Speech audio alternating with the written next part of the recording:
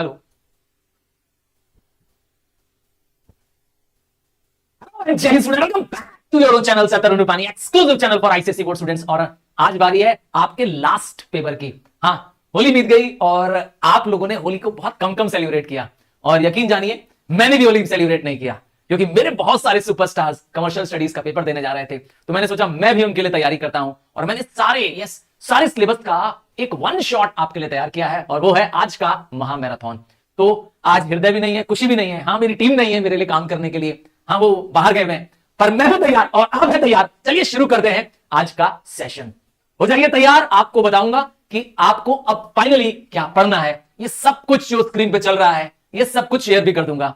पहले बताऊंगा कि वन बाय वन हर एक चैप्टर में क्या इंपॉर्टेंट टॉपिक है, आपको किस पर स्ट्रेस करना है, कितने पॉइंट्स याद करने हैं, और क्या इग्नोर भी कर देना है। इग्नोर करने के लिए मैं क्या करूंगा, उसको बस जल्दी से स्क्रॉल कर दूंगा। और अगर इग्नोर नहीं कर रहा हूं, उस टॉपिक को डिटेल डिस्कस कर रहा हूं, तो समझ जाना मेरे सुपरस्टार्स कि आपको भी उसको और अच्छे से तैयार करना है। तो चलिए, सबसे पहला चैप्टर स्क्रीन पर है, stakeholders in the commercial organisation. बात करते हैं स्टेक होल्डर की। तो कौन होता है स्टेक होल्डर? स्टेक मतलब जिसका कोई हिस्सा हो, जिसको कोई लाभ मिल रहा हो, जिसको कोई इंटरेस्ट हो आप में, उसे कहते हैं स्टेक होल्डर। हाँ, स्टेक होल्डर।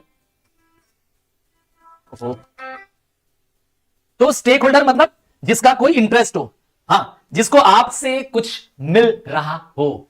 तो अगर तुम कुछ काम कर रहे हो, हाँ, तुम कोई बिजनेस कर रहे हो, तो तुम्हारे बिजनेस में तुम्हारे एम्प्लॉइज, तुम्हारी बैंक, तुम्हारे सप्लायर्स, तुम्हारे कस्टमर्स किसी ना किसी तरीके से तुमसे जुड़े हैं। हाँ, उनका कुछ ना कुछ इंटरेस्ट या बेनिफिट तुमसे है, या तो एक्सपेक्टेड बेनिफिट है या तो बेनिफिट है। बस वो सब तुम्हारे स्टेक होल्डर्स हैं। इसका मतलब तुम भी हो, एज अ स्टूडेंट तुम स्टेक होल्डर हो सर तरुण रूपानी में। अब समझ गए, तुम हो मेरे स्टेक होल्डर्स। अब समझ में आ गया स्टेक होल्डर क्या होता है। One which has stake, stake मतलब होता है इंटरेस्ट और एन एक्सपेक्टेड बेनिफिट। ध्यान दीजिएगा, stakeholder means all the individual groups और institutions which have a stake. क्या है उनका? एक स्टेक है in the functioning and performance of commercial organization और बिजनेस एंटरप्राइज। ध्यान ये देना है कि अगर कंपनी की नजर से सोचोगे तो शेयर होल्डर, हाँ, वो भी एक कौन है? स्टेक होल्डर है। तो कंपनी के एम्प्लॉय, कंपनी के सप्लायर, कंपनी के कस्टमर्स, ये सब हैं स्टेक होल्डर। क्लियर है? बात करते हैं कि स्टेक होल्डर वो पर्सन है जिसका इंटरेस्ट है, ये तो समझ में आ गया। तो इसके पॉजिटिव और नेगेटिव दोनों इफेक्ट होते हैं।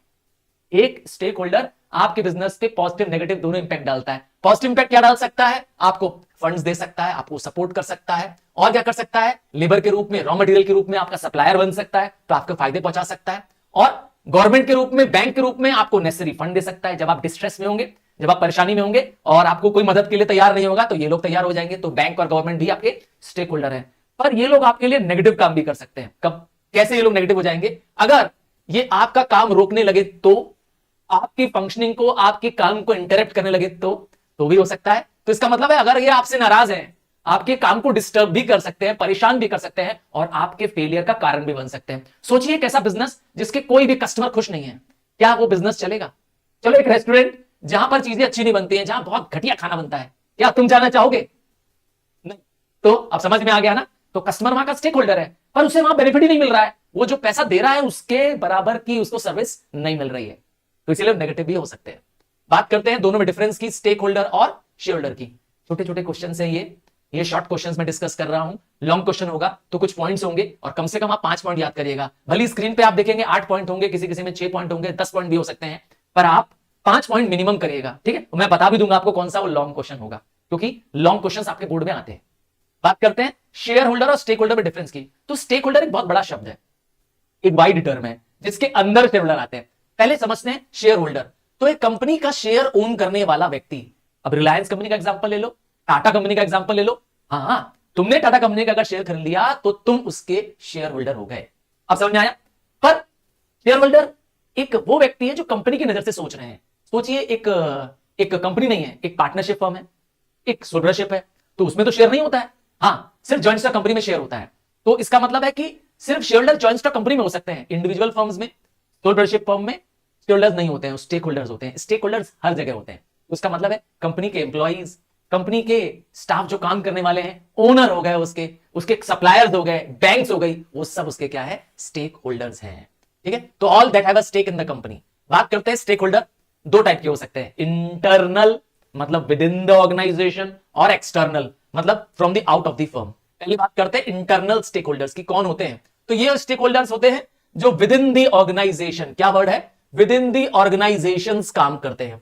इसका मतलब है ये वो लोग हैं जो या तो कंपनी को ओन कर रहे हैं, मतलब ओनर हो गए, या तो एम्प्लॉयर जिसे कहें, मालिक जिसे कहें, या उसके एम्प्लॉय। ये तीनों ही कौन है? इंटरनल है। क्यों सर? क्योंकि ये विद इन दी ऑर्गेनाइजेशन रहते हैं, इनका स्टेक ऑर्गेनाइजेशन के अंदर से है। ठीक है, जैसे अब बात करते हैं शेयर होल्डर की, इसमें पहला पॉइंट है शेयर होल्डर। तो शेयर होल्डर कौन होते हैं? वो जिन्होंने पैसा दिया है, वो जिन्होंने कंपनी में पूंजी लगाई है। ध्यान दीजिएगा, शेयर होल्डर कंपनी में होते हैं। ठीक है, जॉइंट स्टॉक कंपनी, आप चाहे टाटा ले लो, रिलायंस ले लो, ये सब बड़ी बड़ी कंपनियां हैं, इनमें शेयर होल्डर्स होते हैं। ठीक है, और ये कंपनी का रिस्क बियर करते हैं। कंपनी चल गई तो बहुत अच्छा है, नहीं चले तो पैसा डूब भी जाएगा। एम्प्लॉयर कौन होता है? एम्प्लॉयर मतलब वो व्यक्ति जो दूसरों को एम्प्लॉयमेंट देता है। तीसरा है एम्प्लॉई, वो व्यक्ति जो उसके यहां काम करता है, जो वेजेस या सैलरी पाकर काम करे, वो एम्प्लॉई। तो इसका मतलब है टीचर कौन है? टीचर इसमें है एम्प्लॉई। तो एम्प्लॉयर कौन है? अब आप कहेंगे सर प्रिंसिपल है, मैं कहूंगा हां प्रिंसिपल या स्कूल। अब समझ में आया? तो ये कौन है? शेयर होल्डर कौन है उसमें? वो व्यक्ति जो स्कूल को प्रमोट करता है, स्कूल का प्रमोटर है। ध्यान दीजिएगा, ठीक है, समझ में आ गया आपको? आगे बढ़ते हैं, बात करते हैं एक्सटर्नल स्टेक होल्डर्स की। जब इंटरनल हो गया तो एक्सटर्नल भी होंगे। एक्सटर्नल वो होते हैं जो आउटसाइड दी ऑर्गेनाइजेशन से, मतलब फर्म के बाहर से बिजनेस पर इंफ्लुएंस करते हैं। फर्म के सप्लायर्स, ये सप्लायर और क्रेडिटर दोनों एक होते हैं क्या? देखिए, क्रेडिटर क्या करता है? फंड भी सप्लाई करता है। क्रेडिटर्स जैसे बैंक्स हो गई, फाइनेंशियल इंस्टीट्यूशंस हो गए, ये लोग होते हैं। जबकि ये वाले सप्लायर्स कौन होते हैं? ये आपको सामान देते हैं, आपको गुड्स देते हैं। अब मेरे पास कंपनी है, तो मेरी कंपनी को जो सामान चाहिए, गुड्स एंड सर्विसेज चाहिए, वो ये देते हैं। ठीक है, ठीक है। डीलर्स कौन होते हैं? जो मेरे प्रोडक्ट में मार्केट में सप्लाई करते हैं, वो होलसेलर हो सकते हैं, रिटेलर हो सकते हैं। ये कॉम्पिटिटर कौन होते हैं? अब आपको बताने की जरूरत नहीं है, जो मेरे जैसा काम कर रहे हैं और मार्केट में मेरे जैसा प्रोडक्ट या सर्विस बेच रहे हैं, मेरे से मुकाबला कर रहे हैं, हो गए मेरे कॉम्पिटिटर। दूसरा है गवर्नमेंट, बताने की जरूरत नहीं है, कम्युनिटी, मीडिया, सोसाइटी, ये सब क्योंकि ऑर्गेनाइजेशन के बाहर होते हैं, ऑर्गेनाइजेशन को इनडायरेक्टली इंफ्लुएंस करते हैं।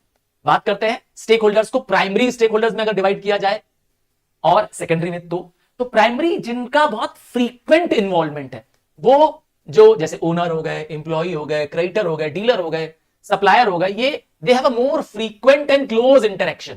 मतलब बिजनेस से उनको आए दिन इंटरेक्ट करना पड़ता है, मिलना पड़ता है, डील करना पड़ता है। ये लोग कौन है? प्राइमरी। तो इसका उल्टा कर दो, उल्टा क्या हो जाएगा? सेकेंडरी। सेकेंडरी में कौन है? गवर्नमेंट। अब गवर्नमेंट आपके बिजनेस में इंटरफियर नहीं करती है। मीडिया, जब तक आप ना बुलाए, मीडिया वाला क्यों आएगा आपके बिजनेस में, या कोई बड़ा घटना ना घट जाए आपके बिजनेस में। उसी तरह से कम्युनिटी और पब्लिक, ये चारों कौन है? Secondary stakeholder. मतलब इनका आपके बिजनेस में कम इंटरेस्ट है, स्टेक है। आइए डिफरेंस से समझते हैं इंटरनल और एक्सटर्नल स्टेक होल्डर। 5 पॉइंट करना है आपको कम से कम, है ना? ज्यादा पॉइंट्स होंगे तब भी आप 5 कर लीजिएगा कम से कम। बात करते हैं पोजीशन की, तो इंटरनल की पोजीशन इनसाइड से होगी, एक्सटर्नल की आउटसाइड से होगी। एक तो सिंपल है। रोल, इंटरनल एक्टिव पार्टिसिपेशन करते हैं, ये do not take active part करते हैं। इसमें एग्जांपल्स क्या है? इसमें एग्जांपल है एम्प्लॉयर है, मैनेजर्स है, एम्प्लॉई है। इसमें एग्जांपल कौन है? इसमें सप्लायर्स है, कस्टमर्स हैं, कॉम्पिटिटर्स है, गवर्नमेंट है। सर इसमें तो 3 ही है। हाँ, अगर आपकी बुक में 3 दिया, आप 3 याद कर लीजिए, वैसे आप 2 अपने मन से क्रिएट कर लीजिएगा। अब चलिए थोड़ा सा आपको क्या करना पड़ेगा, होमवर्क करना पड़ जाएगा। इस चैप्टर में इस टॉपिक पे छोटे क्वेश्चन बनते हैं। ये जो टॉपिक अब आ रहा है स्क्रीन पर, इस पे शॉर्ट क्वेश्चंस बनेंगे। ये याद करने लायक क्वेश्चन नहीं है, आप समझ के अपने वर्ड्स में लिख सकते हैं। जैसे क्या उम्मीद रखते हैं? देखिए कोई भी स्टेक होल्डर, हाँ कोई भी स्टेक होल्डर आपसे किसी न किसी उम्मीद से, किसी न किसी लाभ से जुड़ा है। तुम्हारे अंदर उसको कुछ आशा, कुछ उम्मीद जगी है और एक्सपेक्टेशंस समझनी है उनकी। तो एम्प्लॉयर क्या चाहता है? एम्प्लॉयर कौन है? जैसे ओनर हो गया, शेयर होल्डर हो गया, मैनेजर क्या हो गया, ये क्या चाहते हैं? ये चाहते हैं कि इन्होंने जो पैसे लगाए वो पैसा इनका सेफ हो।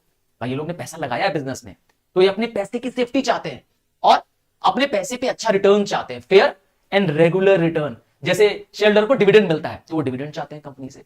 ठीक है, कैपिटल एप्रिसिएशन चाहते हैं, मतलब मैंने जो पैसा लगाया वो पैसा मुझे बढ़ के मिले। अगर मैंने 5 लाख लगाया तो मुझे वो 10 लाख बन के मिले, 15 लाख बन के मिले। तो अपने पैसे में एप्रिसिएशन, इंक्रीज चाहते हैं। चाहते हैं कि उन्हें पूरे ऑर्गेनाइजेशन की अप टू डेट इंफॉर्मेशन मिलती रहे, एक्यूरेट भी मिले और अप टू डेट इंफॉर्मेशन मिलती रहे। और क्या चाहते हैं? हर ऑर्गेनाइजेशन में जो ओनर होगा वो चाहेगा कि मेरा इसमें पार्टिसिपेशन हो, मैं डिसीजन लेने में, बिजनेस के कोई फैसले लेने हो तो उसमें मुझे इन्वॉल्व किया जाए, मेरे बिना पूछे कोई काम ना हो। मैंने पैसा लगाया है, समझ आया? ये सोचते हैं, एक अच्छी पब्लिक इमेज चाहते हैं। एम्प्लॉय क्या चाहता होगा? सोचिए सोचिए, एक एम्प्लॉय, एक काम करने वाला बंदा क्या चाहता होगा अपने बिजनेस से जिसमें वो काम करता है? फेयर सैलरी चाहता होगा, चाहता होगा कि उसके फ्यूचर सेफ रहे, उसके लाइफ में ग्रोथ हो, उसका कह सकते हैं प्रमोशन हो। और क्या चाहता है? काम का अच्छा माहौल चाहता है, गुड वर्किंग एनवायरनमेंट चाहता है। आइए मुकेश समझते हैं।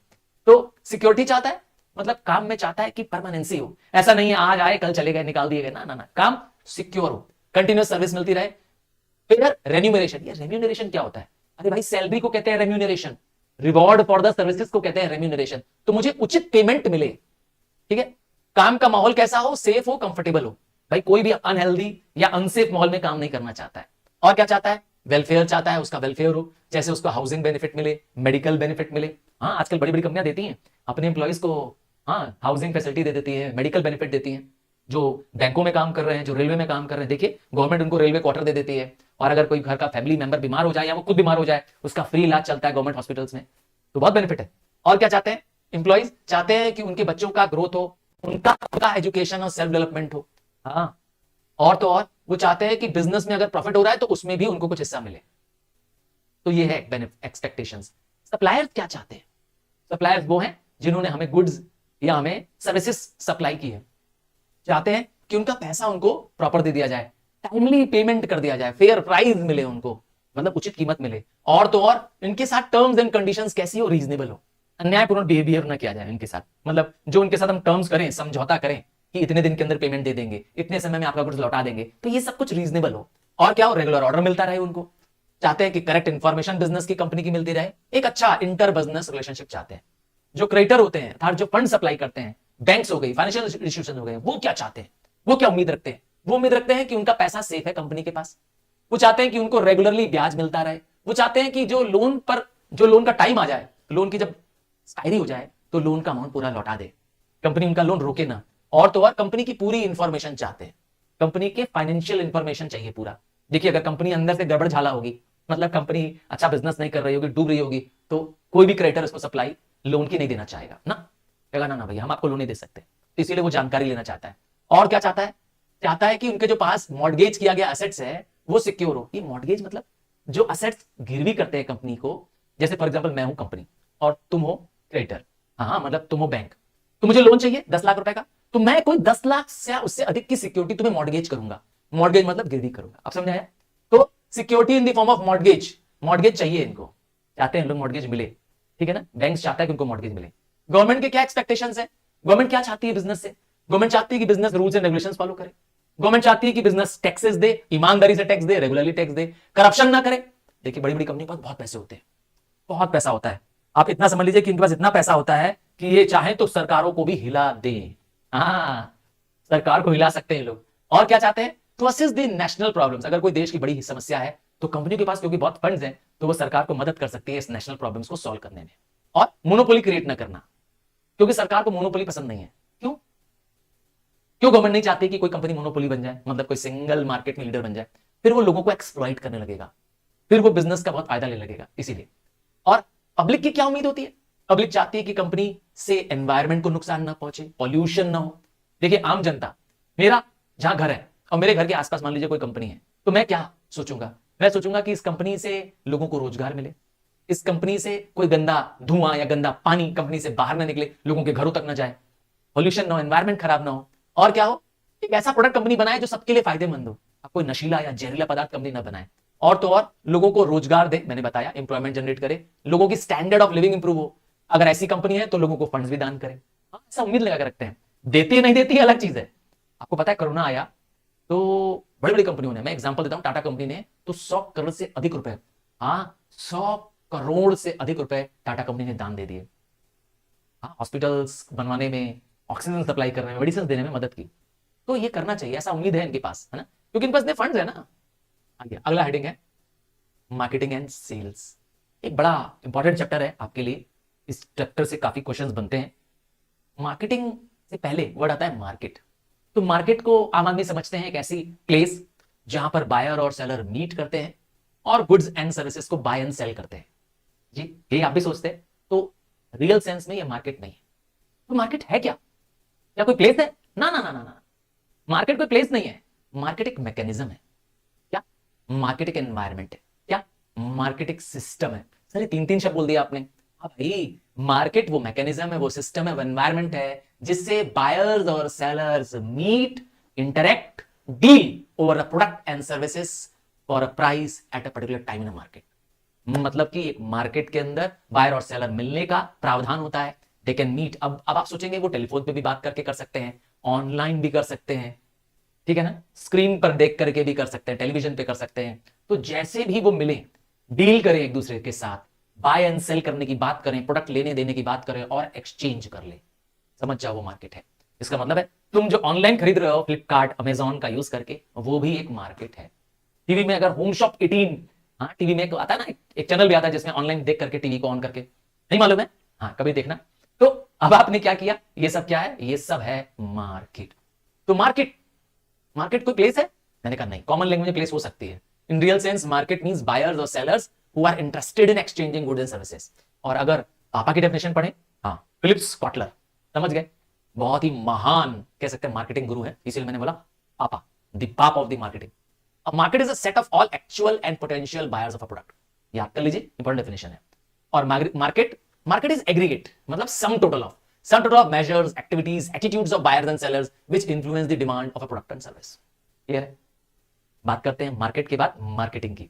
तो मार्केटिंग के दो अप्रोचेस हैं, मतलब दो तरीके से समझाया गया। पहला ओल्ड कंसेप्ट है जिसे हम ट्रेडिशनल कंसेप्ट कहते हैं, दूसरा मॉडर्न कंसेप्ट है। बात करते हैं पहले ट्रेडिशनल कंसेप्ट की। इस कंसेप्ट में माना गया है कि मार्केटिंग एक प्रोसेस है, मार्केट नहीं, मार्केटिंग एक प्रोसेस है जिससे goods are made available to the consumers. मतलब एक प्रोड्यूसर क्या करता है, वो गुड्स एंड सर्विसेज बनाता है और कंज्यूमर्स को गुड्स एंड सर्विसेज पहुंचा देता है, काम खत्म। तो कंज्यूमर्स को गुड्स एंड सर्विसेज दिला देना मार्केटिंग है। मतलब ट्रांसफर करना goods from producer to consumer. मेरी भाषा में इसको बोलते हैं फ्रॉम पॉक टू पॉक। क्या? From place of production to place of consumption, POP to POC, place of consumption तक पहुंचा देना, ट्रांसफर कर देना, हो गया मार्केटिंग। ठीक है, ये ट्रेडिशनल अप्रोच है। इसमें सिर्फ फिजिकल डिस्ट्रीब्यूशन की बात करते हैं, एक फिजिकल प्रोसेस है गुड्स को पहुंचा देना। जबकि मॉडर्न कंसेप्ट कहता है ना ना ना, इतनी छोटी बात नहीं है, ये वाइडर कंसेप्ट है। क्या कहता है? ये कहता है समझना है, पहचानना है ना, सर्विस देना है, सेटिस्फाई करना है needs of present as well as potential customer. Customers की नीड को पहचानना, समझना और उनकी नीड को फुलफिल करना, और वो भी अभी के कस्टमर को और आने वाले कस्टमरों को भी, मतलब फ्यूचर तक की बात करता है ये मॉडर्न कंसेप्ट। ठीक है, तो ये बहुत ही यूनिक कंसेप्ट है। इसलिए कंज्यूमर्स को क्या किया गया? एज अ किंग माना गया, कंज्यूमर को सॉवरेन माना गया। मॉडर्न कंसेप्ट कहता है कि जो कंज्यूमर चाहता है बिजनेस को वैसा ही गुड्स एंड सर्विसेज लाकर उसे देना चाहिए। आइए थोड़ा सा इसको और समझते हैं, इसके एलिमेंट समझते हैं। तो इसमें टारगेट मार्केट, क्या कीवर्ड क्या है? टारगेट मार्केट को पहचानना। हम अगर कोई प्रोडक्ट या सर्विस बना रहे हैं तो उसका मार्केट क्या है? कस्टमर सेटिस्फेक्शन करना। इसमें कई सारे काम होते हैं, इसीलिए नाम है इंटीग्रेटेड। ठीक है, और पैसा कमाना है। याद रखिएगा, कभी भी मार्केटिंग ये नहीं कहती है कि बस लोगों का भला करते रहो और भूखे प्यासे रहो। नहीं नहीं नहीं, प्रॉफिटेबिलिटी जरूरी है। आइए important topic, characteristics of marketing. हाँ, पॉइंट्स करने पड़ेंगे इसमें से। ठीक, जब बात करते हैं मार्केटिंग, तो मैंने कहा एक बहुत ही वाइड टर्म से, एक बहुत ही कॉम्प्रिहेंसिव शब्द से वर्ड बनाया गया है मार्केटिंग। आज का युग मार्केटिंग एरा है। तुम और मैं जिस युग में जी रहे हैं, कंपनियां तुम्हें और मुझे सोच के प्रोडक्ट बना रही हैं। जैसे जैसे देखिए मोबाइल में चेंजेस आ रहा है, वो वही चेंज कर रही है जो आप सोचते हैं। मतलब आप चाहते हैं कि आपका मोबाइल स्क्रीन और बड़ा हो जाए, आप चाहते हैं कि आपका कैमरा और बेहतर हो जाए, अंधेरे की लाइट में काम भी करने लगे, तो लो लाइट कैमरा बना दिया। वो चाहते हैं कि आप कैमरे से जूम कर सके, दूर की पिक्चर कैच कर सके, उन्होंने जूम कैमरा बना दिया। तो जो कंज्यूमर चाहता है, कंपनियां वैसा ही प्रोडक्ट और सर्विसेज क्या कर रही है? बना रही है। इसे कहते हैं मार्केटिंग। तो मार्केटिंग एक इंटीग्रेटेड प्रोसेस है। इंटीग्रेटेड मतलब एक सिंगल काम नहीं है। मार्केटिंग की शुरुआत प्रोडक्शन करने से पहले ही हो जाती है और मार्केटिंग चलता रहता है even after the good is sold. तो एक बहुत ही क्या है, बड़ा प्रोसेस है। इसमें कोऑर्डिनेशन ऑफ वेरियस सर्विसेज चाहिए। ठीक है ना, एक सोशल प्रोसेस है क्योंकि कई सारे लोगों को, कई सारे फंक्शंस को इन्वॉल्व करके बनाया गया मार्केटिंग को। दूसरा है मार्केटिंग कंज्यूमर या कस्टमर ओरिएंटेड है। एक ही पर्पस है मार्केटिंग का, और वो है satisfaction of the consumer and then earn profit. पैसा कमाना है, ध्यान दीजिएगा, बिजनेस है तो पैसा कमाना है, पर कंज्यूमर को खुश करके कमाना है। नेक्स्ट है मार्केटिंग एक सिस्टम है। सर ये सिस्टम क्या होता है? सिस्टम उसको कहते हैं जहां पर एक फिक्स्ड फॉर्मेट होता है, एक फिक्स तरीका होता है काम करने का, जिसमें एक फिक्स्ड इनपुट होता है, वो प्रोसेस होता है और फिर आउटपुट बनता है। समझिए, इसको कहते हैं क्या? सिस्टम। तो मार्केटिंग में एक सिस्टम होता है जिसके अंदर बहुत सारे सब सिस्टम्स होते हैं। जैसे इसमें एक सिस्टम है इनपुट लेना, मतलब कंज्यूमरों की इंफॉर्मेशन गैदर करना, सोसाइटी से जानकारी लेना और फिर सप्लाई करना उनको। Input, process, output. हाँ, कंप्यूटर में पढ़ा था। नेक्स्ट है marketing is a part of the total environment. मतलब हमारे आसपास जो लीगल एनवायरमेंट है ना, पॉलिटिकल एनवायरमेंट है, सोशल एनवायरमेंट है, इकोनॉमिक एनवायरमेंट, इन सब का क्या है, एक पार्ट है हमारा मार्केटिंग। मतलब मार्केटिंग सारे एनवायरमेंट का एक छोटा सा अंश है, डायनेमिक पार्ट है उसका। मार्केटिंग क्रिएटिव काम है, क्योंकि मार्केटिंग के दौरान हम क्या करते हैं, टाइम यूटिलिटी, प्लेस यूटिलिटी ये पैदा करते हैं। सर एग्जांपल दीजिए। देखिए यूटिलिटी का मतलब होता है वांट सेटिस्फाइंग एबिलिटी। एक एग्जांपल से देता हूं कि जब गर्मी आ रही होती है तो आपको एसी मिल जाता है, कूलर मिल जाता है, फैन मिल जाते हैं। तो कैसे मिलते हैं? ठंडी के दिनों में तो ये एसी फैन कूलर कोई नहीं खरीदता है, तो उसी समय टाइम यूटिलिटी की जरूरत पड़ती है। तो उस समय जो एसी फैन कूलर का प्रोडक्शन हो रहा होता है वो प्रोडक्शन हाउसेज में, वेयर हाउसेज में रख दिया जाता है। आप समझ गए? अब वहां से आपके और मेरे घरों तक पहुंच रहा है। टाइम यूटिलिटी देखा, उस टाइम तक जब वो नहीं बिक रहा होता है तो वहां स्टोर रहता है। उसी तरह से प्लेस यूटिलिटी क्रिएट करता है। जो गुड्स किसी पर्टिकुलर प्लेस पर अनवांटेड है, अनयूजफुल है, और वहां जहां उसकी यूज है वहां मार्केटिंग उसे पहुंचा देती है। अब चाय उग रही है, टी लीव्स, टी गार्डन्स कहां पर है? आसाम में। और पी कहां रहे हैं? हम अपने शहर में, अपने घर में। तो वहां से यहां तक प्लेस यूटिलिटी। ठीक है, तो मार्केटिंग ये सब काम करती है। मार्केटिंग पोजेशन यूटिलिटी देती है, मार्केटिंग गुड्स को ट्रांसफर करती है फ्रॉम प्रोड्यूसर टू कंज्यूमर। तो कई सारे क्या कर रही है, क्रिएशन करती है। मार्केटिंग एक गोल ओरिएंटेड स्टेप है। सर गोल ओरिएंटेड, जब हम बात करते हैं गोल की तो इसका मतलब है कि हम किसी की नीड, किसी की वांट को फुलफिल करना चाहते हैं, और मार्केटिंग चाहती है बायर और सेलर दोनों को। देखिए सेलर का गोल क्या है? गुड्स एंड सर्विसेज को बेचना ताकि रेवेन्यू कमा सके। और कंज्यूमर का क्या गोल है? सेटिस्फेक्शन डिराइव करना from the consumption of goods and services. दोनों को कौन मिलाता है? मार्केटिंग। सेलर की इच्छा पूरी हो जाती है गुड्स बेच करके, बायर की इच्छा पूरी हो जाती है गुड्स को खरीद करके। ठीक है, मार्केटिंग से 6 पॉइंट्स मैंने बता दिए आपको। ठीक, ऑब्जेक्टिव्स ऑफ मार्केटिंग। ऑब्जेक्टिव, अगर ऑब्जेक्टिव ना देख करके आपको वर्ड बोल दे सिग्निफिकेंस ऑफ मार्केटिंग, आपको कह दे what is the need of marketing, तो जवाब यही है। पर्पस, नीड, सिग्निफिकेंस, सबका जवाब एक ही है, ऑब्जेक्टिव। तो मार्केटिंग डिमांड पैदा करता है। मैंने बताया था कंज्यूमर जो चाहे, कंज्यूमर जो विश करे वो बनाओ। इसीलिए बड़ी बड़ी फर्म्स क्या करती हैं, पहले प्रोडक्ट बनाती नहीं है। अब सोचिए एक कंपनी है, नाम है DOMS, डॉम्स। अब इसका काम है स्टेशनरी प्रोडक्ट बनाना। ठीक है, पेन पेंसिल नोटबुक बनाना। अब ये डायरेक्ट नोटबुक पेन पेंसिल नहीं बनाती है, पहले कस्टमर के पास जाती है, पहले स्टूडेंट्स के पास आती है, तुम्हारे पास आती है, पता लगाती है कि तुम्हें कौन सी पेंसिल पसंद है, तुम्हारे हिसाब से गुड्स एंड सर्विसेज को बनाती है और सप्लाई करके फिर पता लगाती है। इसका नाम है क्रिएशन ऑफ डिमांड। ठीक है, finding the need and the preference of the customer, और फिर उसको बना करके उनको देना, उनको परसुएड करना कि देखिए आपने कहा था, हमने आपके लिए बनाया। और क्या चाहती है? सबसे मेन फंडा मार्केटिंग का एक ही है, और वो है कस्टमर सेटिस्फेक्शन। इनका ये मानना है कि कंज्यूमर इज द सॉवरेन और the king of the whole marketing system. कहते हैं ना, अगर सेंटर पॉइंट खोजना हो मार्केटिंग का तो कौन है? तो वो जवाब है कंज्यूमर। मतलब the king pin of the marketing is consumer. तो कंज्यूमर की सेटिस्फेक्शन के लिए लोग काम करते हैं। ठीक, नेक्स्ट है मार्केट में शेयर गेन करना चाहते हैं। हर बिजनेस चाहता है कि मेरा मार्केट में एक हिस्सा हो। जैसे एग्जांपल देता हूं कि मारुति कार्स, नाम सुना है मारुति सुजुकी की गाड़ियां? मारुति ऑटोमोबाइल्स का कार मार्केट में 50% प्लस शेयर है। मतलब जितनी भी कारें बिक रही हैं उनमें से 50% प्लस कार्स मारुति बिक रही है। तो मारुति क्या है? एक लार्जेस्ट कार सेलर इन दी कंट्री है। तो मार्केट शेयर कैसे कैप्चर किया उन्होंने? मार्केट शेयर कंज्यूमरों की नीड को फुलफिल करके, कंज्यूमर को सेटिस्फाई कर दिया। हाँ, आपके घर में भी शायद हो सकता है कोई ना कोई मारुति की कार हो। क्यों क्यों लिया आपने मारुति कार? कभी सोचा है? उसकी सर्विस इजी है, उसके पार्ट्स सस्ते हैं, कहीं खराब हो जाए, कहीं भी जंगल में झाड़ी में कहीं भी खराब हो जाए, उसके मिस्त्री मिल जाएंगे, उसका रिपेयर करने के पार्ट्स मिल जाएंगे, और तो और मारुति का सर्विस सेंटर मिल जाएगा उस जगह पर। और सबसे बड़ी चीज है उसके पार्ट्स सस्ते हैं, मारुति की रीसेल वैल्यू अच्छी है। तो कई सारे बेनिफिट्स है, कंज्यूमर सेटिस्फाइड है, उसकी कह सकते हैं उसकी लाइफ भी अच्छी है, मारुति गाड़ियां चलती भी बहुत ज्यादा है। देखो अब हो गए ना सेटिस्फाइड। तो ऐसा ही करती है कंपनियां। ठीक है, नेक्स्ट आता है प्रॉफिटेबिलिटी एंड ग्रोथ। मार्केटिंग का लॉन्ग टर्म गोल क्या है? बिजनेस के प्रॉफिट्स को बढ़ाना और बिजनेसेस को बढ़ाना। ग्रोथ कब होती है बिजनेस की? जब आप और कस्टमर्स क्रिएट करते हैं, जब आप मल्टीपल सेल्स कर पाते हैं। नेक्स्ट है मार्केटिंग बिजनेस की गुडविल पैदा करती है। देख लीजिए आप कोई बड़ा ब्रांड का नाम ले लीजिए, अब रेमंड का नाम ले लीजिए, टाटा का नाम, इनकी वैल्यू बनी हुई है। लास्ट में स्टैंडर्ड ऑफ लिविंग। एक अच्छा मार्केटिंग लोगों के मन में क्या करता है? स्टैंडर्ड ऑफ लिविंग इंप्रूवमेंट की फीलिंग लाता है। अब स्टैंडर्ड ऑफ लिविंग कैसे इंप्रूव होता है? अब आप जब better and better goods and services consume करते हैं तो आपका लिविंग स्टैंडर्ड्स बढ़ जाता है। ठीक है, बात करते हैं दोनों में डिफरेंस की, क्योंकि कई बार मार्केटिंग और सेलिंग आपको एक साथ सुनाई देता है। ध्यान से देखिएगा, ये डिफरेंस आपको आने चाहिए। ठीक है। अब मार्केटिंग एक बहुत वाइड टर्म है, इसमें कंज्यूमर के नीड एंड वांट को सेटिस्फाई करना होता है, जबकि सेलिंग मतलब सिर्फ होता है गुड्स को बेचना और पैसा ले लेना। तो सेलिंग एक बहुत ही नैरो वर्ड है। मार्केटिंग का ऑब्जेक्टिव है growth, stability, long term goal है, जबकि सेलिंग का ऑब्जेक्टिव क्या है? सिर्फ क्या करना? Let the buyer be aware, मतलब गुड्स बेचो, काम खत्म। मार्केटिंग का ओरिएंटेशन है कस्टमर ओरिएंटेड, इसका ओरिएंटेशन है लॉन्ग टर्म, ठीक है, और इसका ओरिएंटेशन है शॉर्ट टर्म। ऐसे सेलिंग का ओरिएंटेशन है let the seller beware, ठीक है। स्कोप, मार्केटिंग का स्कोप वेरी वाइड और इसका स्कोप ऊपर चला गया क्या? इसका पॉइंट, हाँ इसका स्कोप ऊपर चला गया, नीचे और पॉइंट आ गया, इसका स्कोप नैरो है, हाँ पॉइंट ऊपर नीचे हो गया प्लीज। आगे, मार्केटिंग का बिगिन कब होता है? बिफोर द प्रोडक्शन, प्रोडक्शन शुरू होने से पहले, गुड्स बनाने से पहले मार्केटिंग करनी पड़ती है, और गुड्स के बेचने के बाद भी मार्केटिंग खत्म नहीं होती है। जबकि सेलिंग का क्या होता है? It begins after the production and ends after the sale. Selling सिर्फ सेलर्स की नीड पे फोकस करता है, जबकि मार्केटिंग बायर की नीड पे फोकस करता है। चलिए दो टर्म आएंगे, प्रोडक्ट और सर्विस, ये तो आपको मालूम ही है।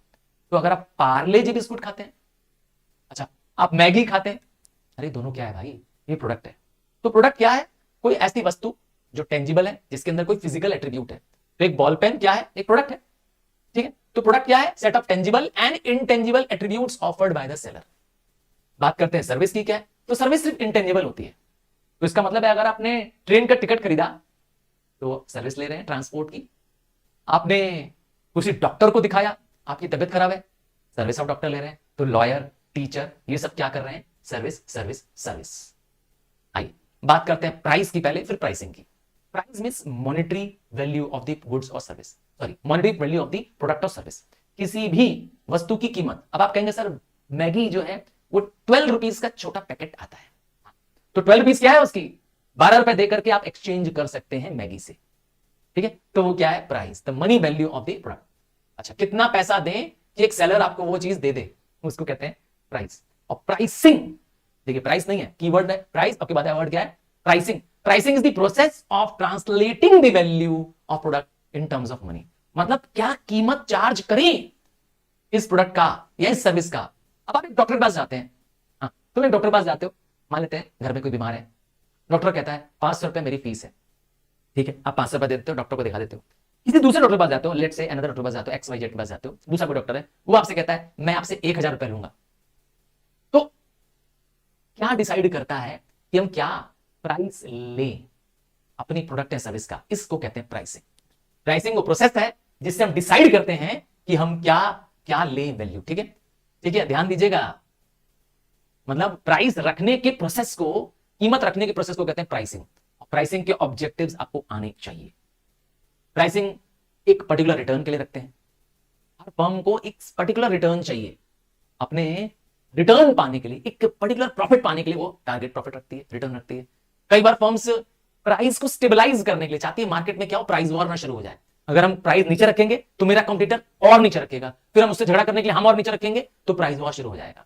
तो इससे बचने के लिए लोग क्या करते हैं? प्राइस स्टेबिलिटी करना चाहते हैं। कई बार कुछ फर्म्स मार्केट शेयर कैप्चर करने के लिए प्राइसिंग रखना पसंद करती हैं, जैसे कि जियो ने किया। जब जियो के सिम्स आने लगे, सिम कार्ड आने लगे, तो शुरुआत में तो सबसे सस्ता था जियो, तो सारी कंपनियों को झक मार के अपना प्राइस देना पड़ गया। उस समय बहुत सारी कंपनियां मोबाइल के सिम दे रही थी, शायद टाटा कंपनी भी थी उस समय, यस, रिलायंस कम्युनिकेशन नाम की भी कंपनी थी, हुआ करती थी, रिलायंस जियो नहीं, कम्युनिकेशन, और भी बहुत कंपनियां थी, डोकोमो, टाटा डोकोमो हुआ करती थी, यस मुझे याद आ गया, और टेलीनॉर हुआ करती थी, यूनिनॉर जिसे कहते थे, टेलीनॉर, यूनिनॉर, और बहुत सारे होते थे, एयरसेल नाम की कंपनी होती थी, सब कहां गई, सब खत्म। क्यों? क्योंकि इन सबको हराने प्राइसिंग इतनी लो रख दी रिलायंस जियो ने कि इन सब का मार्केट शेयर वो खा गया, मार्केट का लीडर बन गया। तो कई बार कंपनियां ऐसा भी करती हैं, मार्केट शेयर पाने के लिए, मार्केट को कैप्चर करने के लिए कैसा करती हैं, और कई बार कॉम्पिटिटर्स को हराने के लिए भी क्या करना पड़ता है? प्राइसिंग रखनी पड़ती है। आप कैसे मार्केट में, आपको देखना पड़ेगा। कुछ फर्म्स क्या करना चाहती हैं?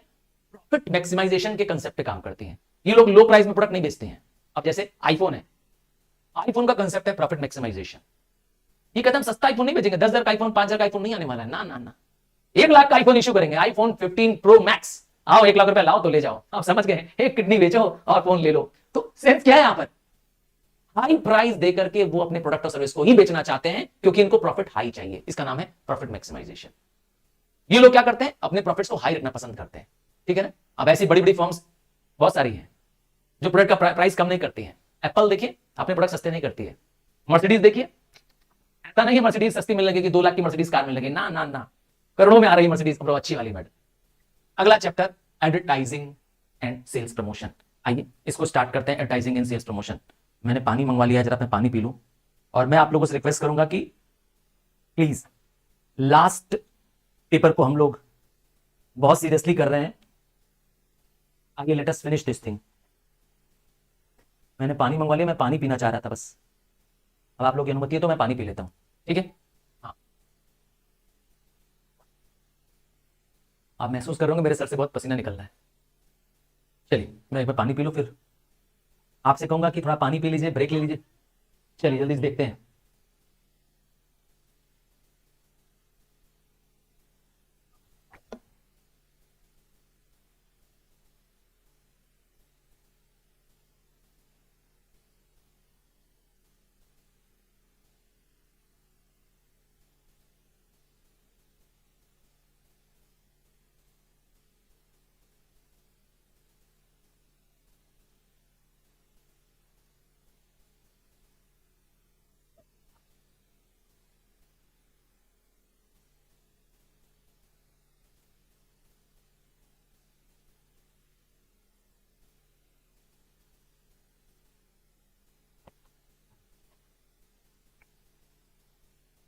चलिए स्टार्ट करते हैं, एडवर्टाइजिंग एंड सेल्स प्रमोशन। ये एडवर्टाइज क्या होता है?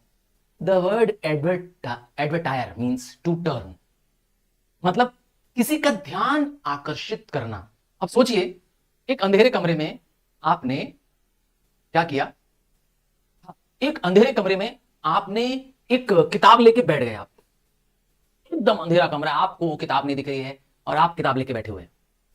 और अगर आपके पेरेंट्स पूछ रहे बेटा क्या कर रहे हो, पापा मम्मी मैं पढ़ रहा हूं, क्या होगा? मानेंगे वो पढ़ रहे हो? जी नहीं। तो आपको अब उनको बताना है कि तुम पढ़ रहे हो, तो वहां बैठो जहां वो तुम्हें देख पाए तुम पढ़ रहे हो। अब वो तुम्हें देखेंगे चुपचाप कि तुम पढ़ रहे हो, कहीं वो रूम में जहां पे लाइट जल रही है, जहां तुम क्या कर रहे हो, समय निकाल के पढ़ रहे हो, नोट्स बना रहे हो, अपने आप समझ जाएंगे कि तुम सही काम कर रहे हो, तुम सच में पढ़ ही रहे हो। तो एडवर्टाइजिंग भी यही करती है, वो लोगों का ध्यान वहां मोड़ देती है जहां एक प्रोड्यूसर या सेलर चाहता है। ध्यान से सुनिएगा मेरी बात को, एडवर्टाइजिंग एक पेड फॉर्म ऑफ कम्युनिकेशन है जिसको एक आइडेंटिफाइड स्पॉन्सर चाहता है किसी प्रोडक्ट किसी सर्विस के प्रति लोगों का ध्यान आकर्षित करना। आओ समझते हैं। तो एडवर्टाइजिंग एक मोस्ट पॉपुलर मेथड है मास सेलिंग करने का। एडवर्टाइजिंग का मकसद है कि हम लोगों को डिसेमिनेट करें, इंफॉर्म करें। क्या इंफॉर्मेशन देना चाहते हैं, क्या जानकारी देना चाहते हैं अपने प्रोडक्ट और सर्विस की। अब जंगल में मोर नाचा, किसने देखा? मतलब कि अगर कहीं पर मोर नाच रहा है और उस नाचने वाले मोर को कोई देखने वाला नहीं है तो कोई उसका प्रचार प्रसार नहीं करेगा। पर सोचिए तुम वहां खड़े हो और अपना कैमरा ऑन कर लिया, तुमने उस जंगल के मोर को नाचते हुए देखते हुए तुमने क्या कर दिया, उसका वीडियो बना लिया, वायरल कर दो, मजा आ जाएगा, फिर दुनिया देख लेगी। तो एडवर्टीजमेंट कर दोगे तुम उसका। तो क्या करना है, डिसेमिनेट इंफॉर्मेशन करना है किसी प्रोडक्ट के बारे में, किसी सर्विस के बारे में, किसी आइडिया के बारे में, तो उसे कहते हैं एडवर्टाइज करना। आइए एक डेफिनेशन कर लेते हैं। According to American marketing association, advertising is any paid form of non personal presentation. ध्यान दीजिएगा, ये एक paid form of non personal presentation, promotion of idea, goods and services by identified sponsor. सारा फीचर, सारा characteristics इसी के अंदर आ गया। जो जो लिखा था, कहा था नॉन पर्सनल है, तो यही लिखा है कि ये इम्पर्सनल होता है। याद रखिएगा, एडवर्टाइजमेंट अगर आपने एक बड़े बिल बोर्ड में देखा, एक बड़ी सी होर्डिंग देखी, उसमें शाहरुख खान बने हुए हैं, उसमें बने हुए हैं कौन हीरो, 3 हीरो है ना, बोलते हैं कि बोलो जुबा केसरी, देखा होगा ना आज ने कल।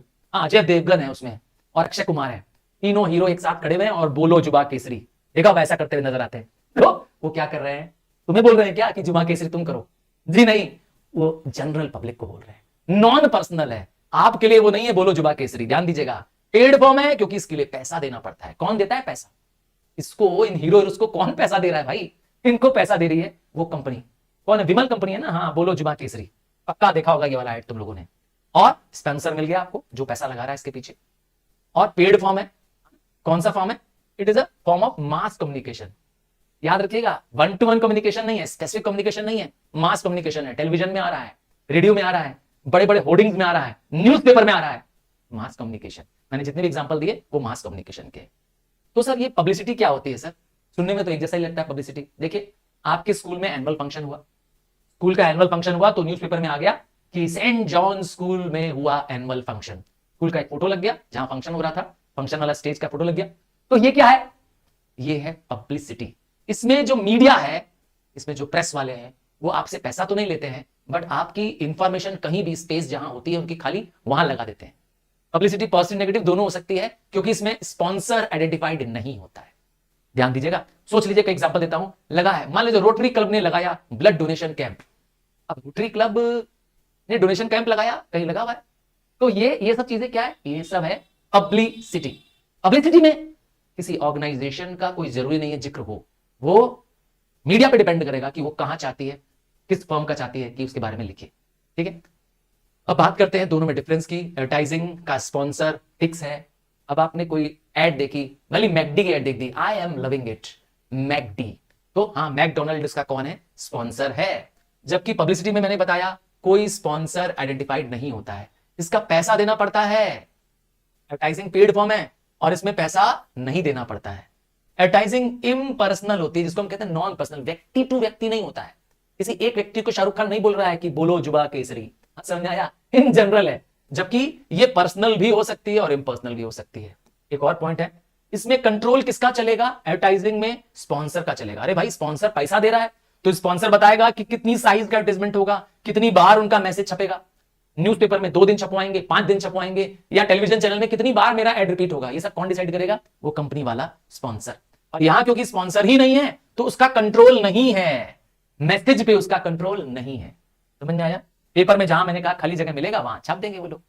और ये लेस वर्सेटाइल है, ये मोर वर्सेटाइल है। इसका ऑब्जेक्ट क्या है? एडवर्टाइजिंग का ऑब्जेक्ट है डिमांड पैदा करना, जबकि इसका मेन मकसद है लोगों के मन में एक फेवरेबल पब्लिक ओपिनियन पैदा करना। आपके स्कूल का अगर नाम निकलता है पेपर में कि आपके स्कूल में ये प्रोग्राम हुआ, आपके स्कूल में ये फंक्शन हुआ, आपके स्कूल में डिबेट कॉम्पिटिशन हुआ, तो आपके स्कूल की एक अच्छी इमेज बनती है।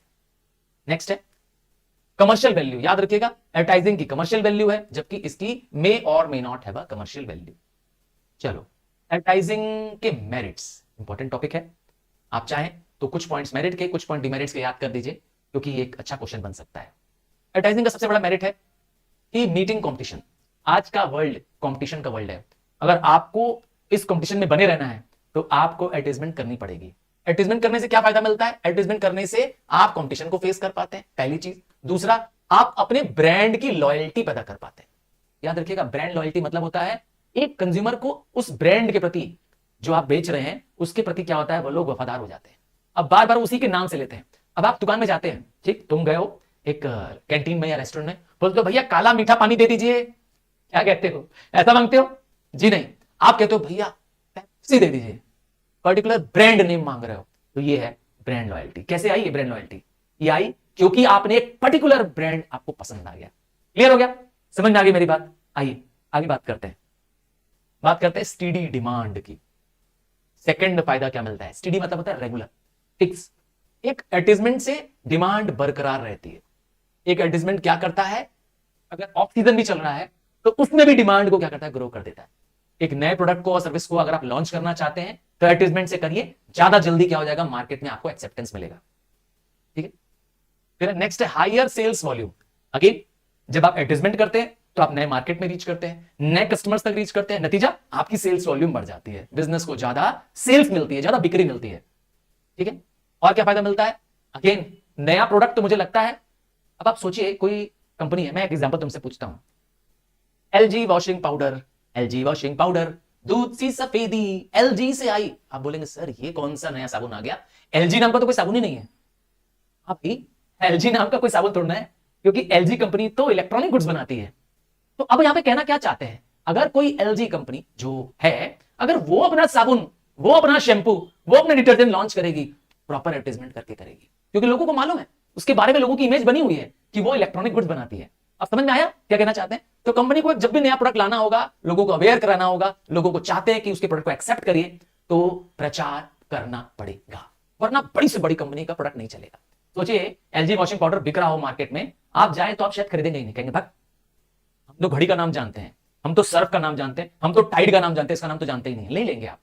तो उसको प्रचार करना पड़ेगा। समझ में आया? तो कंपनी चाहती है अगर acceptance by the consumer, company चाहती है नए प्रोडक्ट के बारे में लोगों को कन्विंस करना, तो लाना पड़ेगा, एडवर्टाइजमेंट लानी पड़ेगी। इकोनॉमीज मतलब होता है बेनिफिट्स, इकोनॉमीज मतलब होता है बेनिफिट्स। ऐसा माना जाता है जब आप एडवर्टाइजमेंट करते हैं तो आपकी सेल्स वॉल्यूम बढ़ती है, तो जब आपकी सेल्स वॉल्यूम बढ़ती है तो आपको प्रोडक्शन कॉस्ट कम आती है। ऐसा एक बिजनेस में रूल है, अगर आप बड़े वॉल्यूम में काम करेंगे, ज्यादा बड़ी मात्रा में काम करेंगे, तो आपका कॉस्ट ऑफ मेकिंग कम होता जाएगा। जैसे जैसे आपका वॉल्यूम ऑफ बिजनेस बढ़ेगा, आपका कॉस्ट ऑफ प्रोडक्शन घटेगा। इसे कहते हैं इकोनॉमीज ऑफ स्केल। मतलब बड़े लेवल पर बिजनेस करने पर, बड़ी क्वांटिटी में डील करने पर आपको चीजें सस्ती पड़ती हैं। तो एडवर्टाइजिंग हेल्प करता है मास स्केल में, बड़ी स्केल में गुड्स को डिस्ट्रीब्यूट करना। इससे क्या होता है, आपका मिडिलमैन पे डिपेंडेंस कम हो जाता है, आपके प्रोडक्ट को जो एडवर्टाइज्ड है उससे लोग जल्दी एक्सेप्ट करते हैं। ठीक है, मास डिस्ट्रीब्यूशन पॉसिबल हो पाता है, लार्ज स्केल और रेगुलर प्रोडक्शन भी आप कर पाते हैं। बेसिक सा रूल है, बड़ी क्वांटिटी में गुड्स बनाओगे, सस्ता गुड्स पाओगे, सीधा सा रूल है। ठीक है, नेक्स्ट है गुडविल। इस पॉइंट को मैं डिस्कस कर चुका हूं। एक कंपनी जिसका प्रोडक्ट मार्केट में एडवर्टाइज होकर आ रहा है, उसकी गुडविल ज्यादा होती है। आप और मैं उसकी गुडविल की वजह से, उसके नाम की वजह से जाके प्रोडक्ट खरीद रहे हैं। तो जी पार्ले जी बिस्कुट आज भी 5 रुपए का मिल रहा है। शायद जब आप छोटे बच्चे थे, जब आप छोटे रहे होंगे, तब भी वो 5 रुपए का मिलता था, तब भी 5 और आज भी 5। सर कैसे संभव है? हाँ, तब वो 5 रुपए का पैकेट थोड़ा बड़ा हुआ करता था, आज 5 रुपए का पैकेट छोटा हो गया है।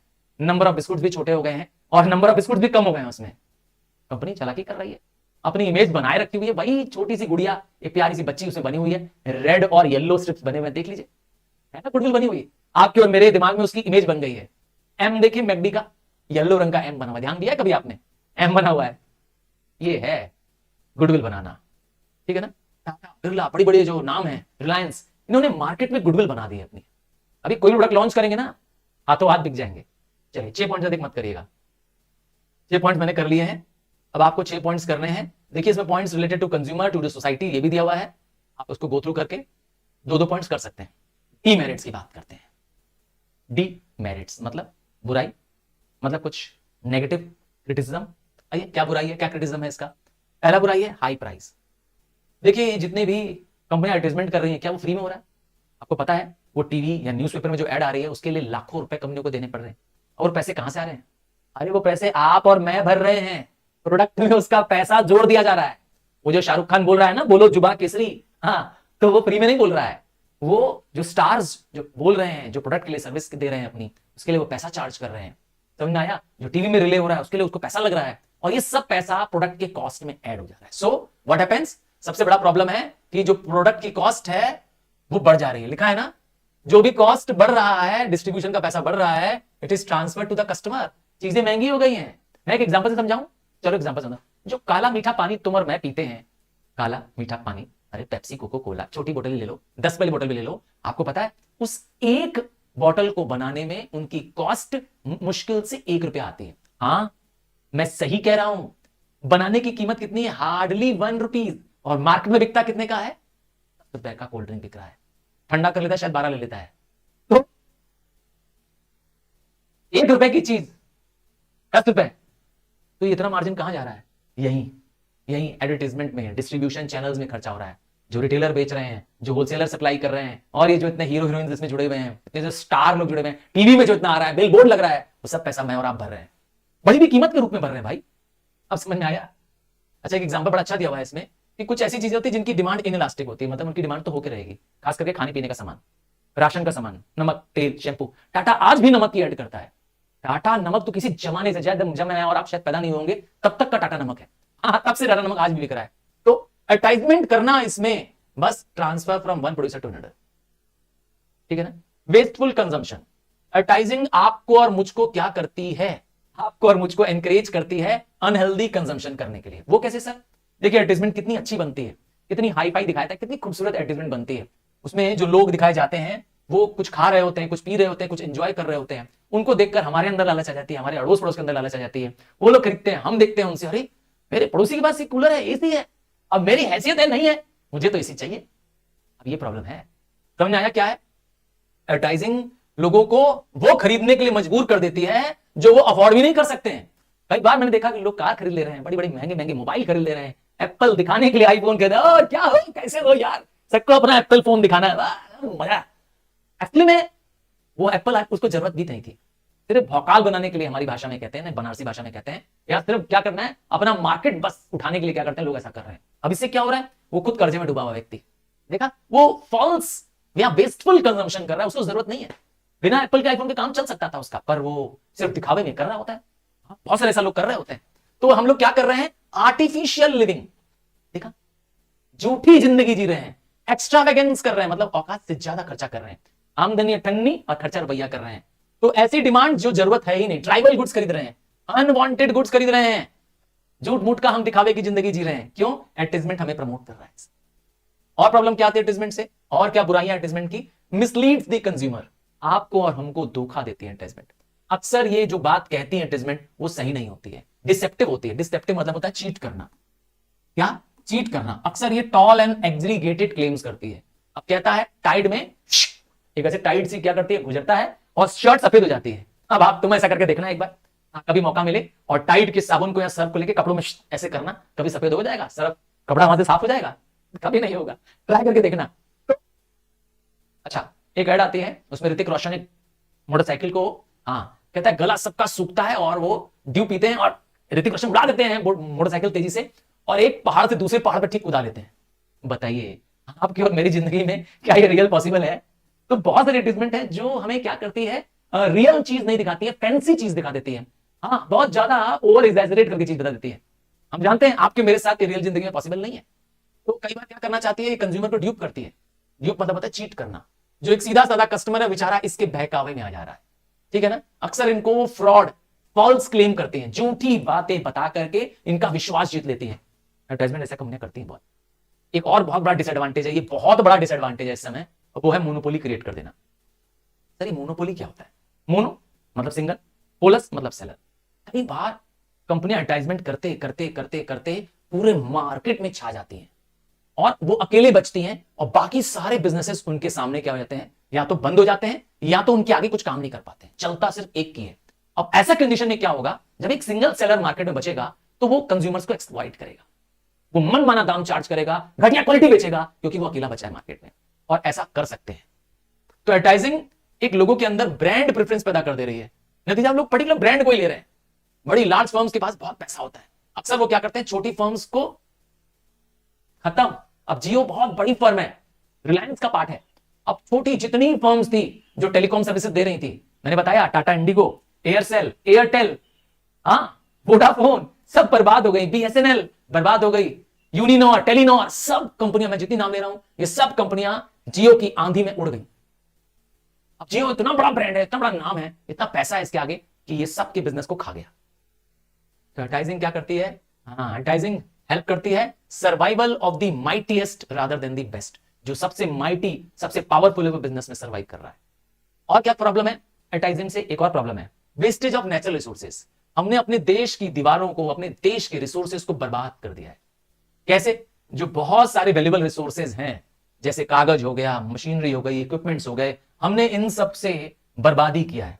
हमने बेहिसाब वैरायटीज बनाकर, बेहिसाब डिजाइन बना करके इनका वेस्टेज कर दिया है। तो हमारे बहुत सारे नेचुरल रिसोर्स, हमारे इक्विपमेंट्स, हमारे लेबर, इन सब की बर्बादी हो रही है, वेस्टेज हो रही है। अब एग्जांपल है, दीवारों पे खूब सारा होर्डिंग, पोस्टर, बैनर, धूप आती है, बारिश पड़ती है, फट फुट जाता है, बर्बाद हो जाता है। दीवारें हम लोग ने क्या कर दिया, रंग पोत के खराब कर दी हैं। तो वैल्यूएबल स्टेशनरी, टाइम, एनर्जी। और आप क्या करते हैं, मैं क्या करते हैं, जैसे टीवी में कोई ऐड आता है तुरंत क्या करते हो, गुस्सा आता है, चैनल चेंज कर देते हैं। इवन जब आप क्या करते हो, जब इवन ऑनलाइन क्लासेस पढ़ रहे होते हो, तब बीच में अड़क टुक से ऐड आ जाती है, बड़ा गुस्सा आता है उस समय। क्या कहते हो, आ जाता है ना। तो वो आपका टाइम, एनर्जी वेस्ट करती है, डाइवर्ट करती है, आपके टाइम को बर्बाद कर रही होती है। तो ये है प्रॉब्लम। और एक और प्रॉब्लम देखते हैं, लास्ट प्रॉब्लम देखते हैं। एडवर्टाइजिंग का एक और डिमेरिट है, वो है अंडरमाइन सोशल वैल्यूज। अक्सर सोशल वैल्यूज मतलब हमारे जो कल्चर, हमारे जो सोसाइटी के सोशल लाइव्स हैं, इसको धीरे धीरे ये करप्ट कर रही है। मैंने कहा ना, एडवर्टाइजिंग क्या करती है, हमें डिग्रेड कर रही है, हमारे एथिक्स को मिटा रही है, हमारे एस्थेटिक्स को मिटा रही है। अब फालतू के न्यूड फोटोग्राफ्स, बेवजह की इनडिसेंट लैंग्वेजेस का इस्तेमाल करती है। अब आप देखें, मेन की शेविंग क्रीम का इस्तेमाल करना होगा, शेविंग क्रीम ऑफ मेन, पता नहीं क्यों वुमेन्स को दिखाया जाएगा, हाँ ब्यूटीफुल मेंस, क्यों? ताकि लोग उसको देखें। नतीजा क्या होगा, ये लोगों की सोशल वैल्यूज को, मॉरल वैल्यूज को डिग्रेड कर रहा है। अब बहुत सारी एडवर्टाइजमेंट है जो प्रमोट करती हैं सोशल इवल्स। आपकी फिल्म्स देखिए आजकल बहुत प्रमोट कर रही हैं स्मोकिंग एंड ड्रिंकिंग को। आइए इंपॉर्टेंट क्वेश्चन था, इससे पहले मेरिट्स एंड डिमेरिट्स एडवर्टाइजिंग पे आपको आना चाहिए था। ठीक है, बात करते हैं एडवर्टाइजिंग एजेंसी। शॉर्ट क्वेश्चन बनेगा इस पर। एक स्पेशलाइज्ड इंस्टीट्यूशन जो एडवर्टाइजमेंट कैंपेन क्रिएट करती है। कुछ कंपनियां अपना एडवर्टाइजमेंट कैंपेन खुद ही चला लेती हैं, उनके पास एक अपनी ही टीम होती है जो उनके लिए एड बनाती है, इसे कहते हैं इन हाउस एजेंसी। बड़ी बड़ी फर्म्स पर ऐसा होता है। और कुछ लोगों को, क्योंकि इसके लिए एक्सपर्ट्स की जरूरत पड़ती है एडवर्टाइजमेंट करने के लिए, तो इसके लिए वो लोग बाहरी लोगों की सर्विसेज लेते हैं। नाम सुना है लिंटास? इंडिया की एक बहुत बड़ी एडवर्टाइजिंग एजेंसी का नाम है। तो एडवर्टाइजिंग एजेंसी यही काम करती है। क्या करती है? एक स्पेशलाइज्ड ऑर्गेनाइजेशन है जो एडवर्टाइजिंग से रिलेटेड सारे काम करती है। मतलब एड बनाने से लेकर के एड को शूट करना, एड को कैंपेन चलाना, ये सब काम करती है। ठीक है, और बात करते हैं इनका फंक्शंस क्या है। तो मैंने कहा एड को प्लान करना। इसके लिए प्लान करने के लिए एडवर्टाइजिंग एजेंसी अपने क्लाइंट से बात करती है कि वो क्या चाहते हैं, किस प्रोडक्ट या सर्विसेज के बारे में चाहते हैं लोगों को बताना। इसके लिए वो लोग प्लान करते हैं। फिर उसके बाद क्या करते हैं? प्लान करने के बाद एक कॉपीराइट बनाते हैं, एक एडवर्टाइजमेंट की कॉपी बनाते हैं कि क्या होगा एडवर्टाइजमेंट में, उसका क्रिएशन करते हैं। मतलब ऐसा नहीं कि ओरली बस किसी को जो मन के डायलॉग दे देना ही नहीं, उसका बाकायदा एक स्टेटमेंट बनता है, उसके फोटोग्राफ्स बनते हैं, उसके इलस्ट्रेशंस बनते हैं, फिर उसको क्या करते हैं? शूट करते हैं, एग्जीक्यूट करते हैं। ठीक है, फिर क्या होता है? इसके साथ वो कोऑर्डिनेट करते हैं अलग अलग लोगों के साथ। जैसे वो लोग सेल्स की टीम के साथ बात करते हैं, रिटेलर्स के साथ बात करते हैं कि कब लॉन्च करेंगे, कैसे लॉन्च करेंगे। ठीक है, फिर इसका हिसाब किताब, अकाउंट्स बनता है, कितना खर्चा आएगा, किस तरीके से इसको लॉन्च करेंगे। ठीक है ना, इसके बिल्स का पेमेंट होना है, क्योंकि जिस भी मीडिया में एडवर्टाइज करेंगे, न्यूज़पेपर में करेंगे, टेलीविजन में करेंगे, रेडियो में करेंगे, उसका बजट तैयार होगा, अकाउंटेंट बिल पास करेगा, और लास्ट में होगा मीडिया प्लानिंग। क्योंकि कोई मीडिया, चाहे वो न्यूज़पेपर हो, चाहे वो ऑडियो हो, ऑडियो मतलब रेडियो वाला, या विजुअल मीडिया हो, टेलीविजन हो, इन सब का क्या होना चाहिए? एक प्रॉपर बजट होना चाहिए। अपने कस्टमर के हिसाब से, अपने बजट के हिसाब से ऑर्गेनाइजेशंस क्या करती हैं? अपने मीडिया प्लान बनाती हैं। ये सब काम कौन करता है? एडवर्टाइजिंग एजेंसी करती है। एडवर्टाइजिंग एजेंसी को बताना पड़ता है कि हमारा मीडिया प्लान क्या होगा, उसी के हिसाब से वो क्या करती है? काम करती है। फिर क्या करती है? रिसर्च करती है, डिसीजन लेती है कि कौन सा मीडिया बेटर होगा, किस तरीके से क्या होगा, प्रोडक्ट मार्केट में आ पाएगा, और लास्ट इस पे कंट्रोल, ध्यान देना। ये ध्यान देना कि हमने जो फंड लगाया है उसका रिजल्ट आ रहा है कि नहीं आ रहा है। तो ये सारे स्टेप्स हैं, एडवर्टाइजिंग एजेंसी काम करती है। सोशल एडवर्टाइजिंग मीडिया, तो जैसा नाम है सोशल एडवर्टाइजिंग, कुछ एडवर्टाइजिंग ऐसी भी होती है जो आपके और मेरे वेलबींग के लिए होती है। मतलब वो एडवर्टाइजिंग जो सोशल इश्यूज से रिलेटेड होती है, मतलब आपसे और मेरे से जुड़ी जानकारी। अब अगर टीवी में ऐड आ रहा है कि जागो ग्राहक जागो, टीवी में ऐड आ रहा है स्वच्छ भारत अभियान, अपने घर को साफ सुथरा रखिए, तो ये सब एडवर्टाइजमेंट कैसी है? सोशल एडवर्टाइजमेंट है। अब कहीं पे ब्लड डोनेशन कैंप का ऐड चल रहा है कि लोगों को जागरूक किया जा रहा है कि आप लोग भी ब्लड डोनेट करिए, तो ये कैसे एडवर्टाइजमेंट है? सोशल एडवर्टाइजमेंट है। ठीक है, तो एडवर्टाइजमेंट अगर सोशल नेटवर्किंग साइट पे कर रहे हैं, जैसे फेसबुक पे कर रहे हैं, तो उसका नाम हो जाएगा सोशल मीडिया एडवर्टाइजमेंट। ठीक है, क्या नाम है? Social media. एक ऐसा मीडिया जिससे हम क्या करते हैं? इंटरनेट या मेंबर्स ऑफ द पब्लिक के साथ जुड़ सकते हैं यूजिंग इंटरनेट। अब आपको जानते ही हैं, इंटरनेट सबसे अच्छा जरिया है आपको और मुझे जोड़ने का। यूट्यूब पे एडवर्टाइजमेंट चली रही है, आप देख ही रहे हैं आजकल, और फेसबुक हो जाए, इवन व्हाट्सएप हो जाए, सब पे आ रहा है आजकल मीडिया। ठीक है, कुछ सोशल मीडिया का एग्जांपल देख लीजिए, आप यूज भी करते हैं इसमें से, Skype, Facebook, YouTube, hangout, LinkedIn, Instagram, और पता नहीं कौन कौन से ग्राम। आई एम श्योर आप मुझसे ज्यादा इसकी इंफॉर्मेशन रखते हैं कि कौन कौन सा सोशल मीडिया चैनल्स है। बात करते हैं सेल्स प्रमोशन। ये एक शॉर्ट टर्म मेजर होता है जिसका मेन मकसद होता है to promote, to get rid of the stock that is available. कई बार इंस्टेंट सेल कराने के लिए, quick release of the stock कराने के लिए क्या करना पड़ता है? सेल्स प्रमोशन का करना पड़ता है। अगर कहीं दुकान के बाहर लिखा है 60% ऑफ, 70% ऑफ, तो आप समझ जाइए वो सेल्स प्रमोशन की बात कर रहे हैं। ध्यान दीजिएगा, sales promotion, advertising, personal selling, publicity, इन सब के अलावा होता है, इनके अलावा। ठीक है, तो ये एक नॉन रिपीटेटिव नेचर का, कौन सा रिपीटेटिव? नॉन रिपीटेटिव, बार बार नहीं होता है, और वन टाइम एक्टिविटी होती है। इसका मेन मकसद होता है ताकि सेल्स को इंक्रीज किया जाए और प्रॉफिट कमाया जाए। ठीक है, इमीडिएट सेल पाने के लिए करना पड़ता है। तो अगर कंपनियां ऐसा प्रचार कर रही हैं शॉर्ट टर्म के लिए, तो समझ जाइए वो सेल्स प्रमोशन की बात कर रही है। आइए डिफरेंस समझते हैं सेल्स प्रमोशन और एडवर्टाइजिंग में। देखिए, सेल्स प्रमोशन एक मार्केटिंग एक्टिविटी है जो कंज्यूमर्स को बाय करने के लिए मदद करती है, डीलर्स को इफेक्टिव करने के लिए। जबकि एडवर्टाइजमेंट के बारे में बताया था, ये एक पेड फॉर्म ऑफ कम्युनिकेशन है। सेल्स प्रमोशन शॉर्ट टर्म के लिए किया जाता है, इसका नजरिया है क्विक एंड इमीडिएट सेल, जबकि इसका मेन मकसद है लॉन्ग टर्म बिजनेस का क्या करना? गुडविल बनाना। इसका एम है इमीडिएट सेल होना, इसका एम है इमेज बिल्ड करना। ये नैरो स्कोप है इसका वाइड स्कोप है। अब रेगुलर नहीं हो सकता, जब नाम ही है सेल्स प्रमोशन, ये एक वेरी लिमिटेड पीरियड के लिए किया गया नॉन रिकरिंग एक्टिविटी होती है, जबकि एडवर्टाइजिंग एक रेगुलर बार बार मीडिया में हैमरिंग करनी पड़ती है। आए दिन आप देखते हैं वो एड रिपीट होती है। नेक्स्ट है एम्फेसिस, ये एक सप्लीमेंट है, हेल्पफुल है एडवर्टाइजमेंट को। मतलब एडवर्टाइजमेंट में अगर हम दिखाएं कि 50% ऑफ है, तो एडवर्टाइजमेंट में जो 50% ऑफ है वो शब्द क्या है, वो है सेल्स प्रमोशन। और एडवर्टाइज हो रहा है, बार बार दिखाया जा रहा है टीवी में या न्यूज़पेपर में कटिंग आ गई कि ये कूपन लाइए 50% ऑफ ले जाइए। आता है कभी ऐसा आपके पास? समझ जाओ सेल्स प्रमोशन की बात कर रहे हैं। ठीक है, बात करते हैं सेल्स प्रमोशन में क्या क्या टेक्निक लगाई जा सकती है। ये वेरी शॉर्ट क्वेश्चन के लिए ध्यान दीजिएगा, क्योंकि हो सकता है एमसीक्यू में बन जाए ये क्वेश्चन। फ्री सैंपल दे देना, इसको तो बताते हैं। कई बार कंपनियां क्या करती हैं, कोई अपना नया प्रोडक्ट लॉन्च करती हैं, उसके कुछ सैंपल पीसेस लोगों को बांट देती हैं ताकि लोग उसको यूज करें और उनको पसंद आए तो बाद में खरीदते रहे। हाँ, बहुत सारी कंपनियां करती हैं, खासकर डिटर्जेंट, साबुन, तेल, शैम्पू वाली कंपनियां होती हैं, वो फ्री सैंपल्स बांटती हैं कस्टमर्स को। शॉपिंग मॉल में जाइए, वहां बांट देती हैं। आपके स्कूल में भी कई बार क्या होगा, आपको टूथपेस्ट फ्री मिला होगा, मिला है क्या? स्कूल में कभी कभी कोई कंपनी आ जाती है आपके। हाँ, और क्या कूपन्स मिलते हैं। कूपन्स एक तरह के सर्टिफिकेट होते हैं जिसमें लिखा होता है कि आपको इतना डिस्काउंट मिलेगा, आप इसको जाइए दुकानदार को दीजिए और इतना डिस्काउंट ले लीजिए। छोटा सा स्लिप टाइप का मिल जाता है, कूपन मिलता है। कुछ कंपनियां क्या करती है, बोनस दे देती है, कुछ आर्टिकल फ्री ऑफ कॉस्ट दे देती है। कुछ आर्टिकल को कहती है ना, इतने प्राइस पे ले जाइए, ठीक है ना। जैसे 3 साबुन लिया तो 1 साबुन फ्री हो गया, तो ये क्या है, प्रीमियम है। 3 साबुन पर 1 साबुन फ्री। और कुछ कंपनियां क्या करती है, ट्रेडिंग स्टैंप या बोनस कूपन देती है। ये क्या होता है, जैसे ब्रिटानिया खाओ 100 रन बनाओ वर्ल्ड कप जाओ, तो ब्रिटानिया के जो रैपर्स है उस पर नंबर लिखे होते हैं। अब जिस दिन आपके पास नंबर ऐड करते करते करते 100 नंबर बन जाएगा, आप वर्ल्ड कप के लिए जा सकते। बढ़िया तरीका है, ट्रेडिंग स्टैंप्स, समझ गए। उसमें कुछ कूपन या स्टैंप होते हैं जिसके साथ कुछ फ्रीबीज होते हैं। ठीक है, प्राइस कॉन्टेस्ट भी करा लेती है। कुछ कंपनियां स्टेटमेंट दे देती है, मेरा मैगी नंबर 1 क्यों है। अब आगे लाइन फिल करिए, बेस्ट लिखने वाले को हाँ कुछ अवार्ड दिया जाएगा, 10,000 का इनाम दिए जाएंगे। तो ये क्या है, कॉन्टेस्ट है। ठीक है, कुछ कंपनियां ऐसा कॉन्टेस्ट कराती हैं, कुछ स्कीम दे देती है कि मेरे लिए लोगो लिखो। ठीक है, कुछ कंपनियां फ्री ऑफर दे देती हैं, मैंने पहले ही बताया था। कुछ कंपनियां फेयर लगा करके, मेला होता है ना कहीं सारी, जब ट्रेड एग्जीबिशंस लगते हैं, दिल्ली में चाहिए आए दिन ट्रेड में, कभी बुक फेयर लग रहा है, कभी ऑटोमोबाइल फेयर लग रहा है, देखिए कभी गाड़ियों का, नई नई गाड़ियां लॉन्च होती है उसमें। तो इस फेयर एंड एग्जीबिशंस में भी आप प्रोडक्ट्स देख सकते हैं। और या तो मर्चेंडाइजिंग एड्स, ये क्या होता है, यहां पर कमर्शियल बायर्स जो होते हैं वो परचेज गुड्स करते हैं लार्ज स्केल में। कुछ कुछ कंपनियां तो इवन क्लियरेंस सेल लगाती हैं। साल के एक ऐसे महीने आते हैं, जैसे वुलन कंपनियां, जो वुलन प्रोडक्ट बेच रही कंपनियां, वो गर्मी आने से पहले क्या करते हैं, क्लियरेंस सेल लगाती हैं, क्योंकि गर्मी के बाद तो उनके कपड़े पड़े रह जाएंगे, तो उन लोग क्या करते हैं, औने पौने दाम गुड्स बेच देती हैं। कंज्यूमर प्रोटेक्शन, कंज्यूमर की रक्षा।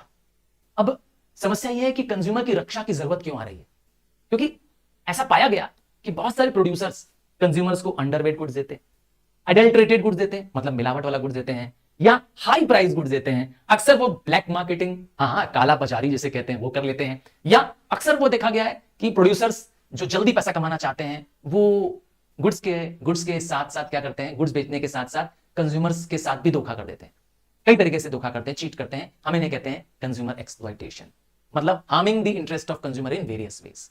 डिसऑनेस्टी करना, चीट करना, और बेचारा कंज्यूमर कुछ कर नहीं पाता है। तो कैसे एक्सप्लॉयटेशन करते हैं, मैंने कहा ओवर चार्जिंग करके, अंडरवेट दे करके। अब पैसा लिया 1 किलोग्राम का और सामान दे रहे हैं 900 ग्राम, है ना कंज्यूमर एक्सप्लॉयटेशन। और या तो मैंने कहा मिलावट वाला सामान मिला दिया, ठीक है ना, या मिसलीडिंग एडवर्टाइजमेंट दिखा करके भी, कंज्यूमरों को सही जानकारी न देना भी एक तरह की चीटिंग है। क्या इंपॉर्टेंस है कंज्यूमर अवेयरनेस की? देखिए, कंज्यूमर अगर जागरूक रहेगा, कंज्यूमरों को उनका राइट्स पता होगा, तो वो अपने एक्सप्लॉयटेशन के लिए प्रोड्यूसर से, मार्केट से, डीलर से लड़ सकता है। तो ये बहुत जरूरी है कि उनको अवेयर करना। बात करते हैं, कानून बनाया गया है कंज्यूमर प्रोटेक्शन एक्ट 1986। पहले ये कानून बनाया गया था। इस कानून को, इस एक्ट को कोपरा नाम के कानून से जाना जाता है, कोपरा, कंज्यूमर प्रोटेक्शन एक्ट 1986। इस एक्ट को रिवाइज किया गया, इस एक्ट को अमेंड किया गया और कंज्यूमर प्रोटेक्शन एक्ट 2019 बना दिया गया।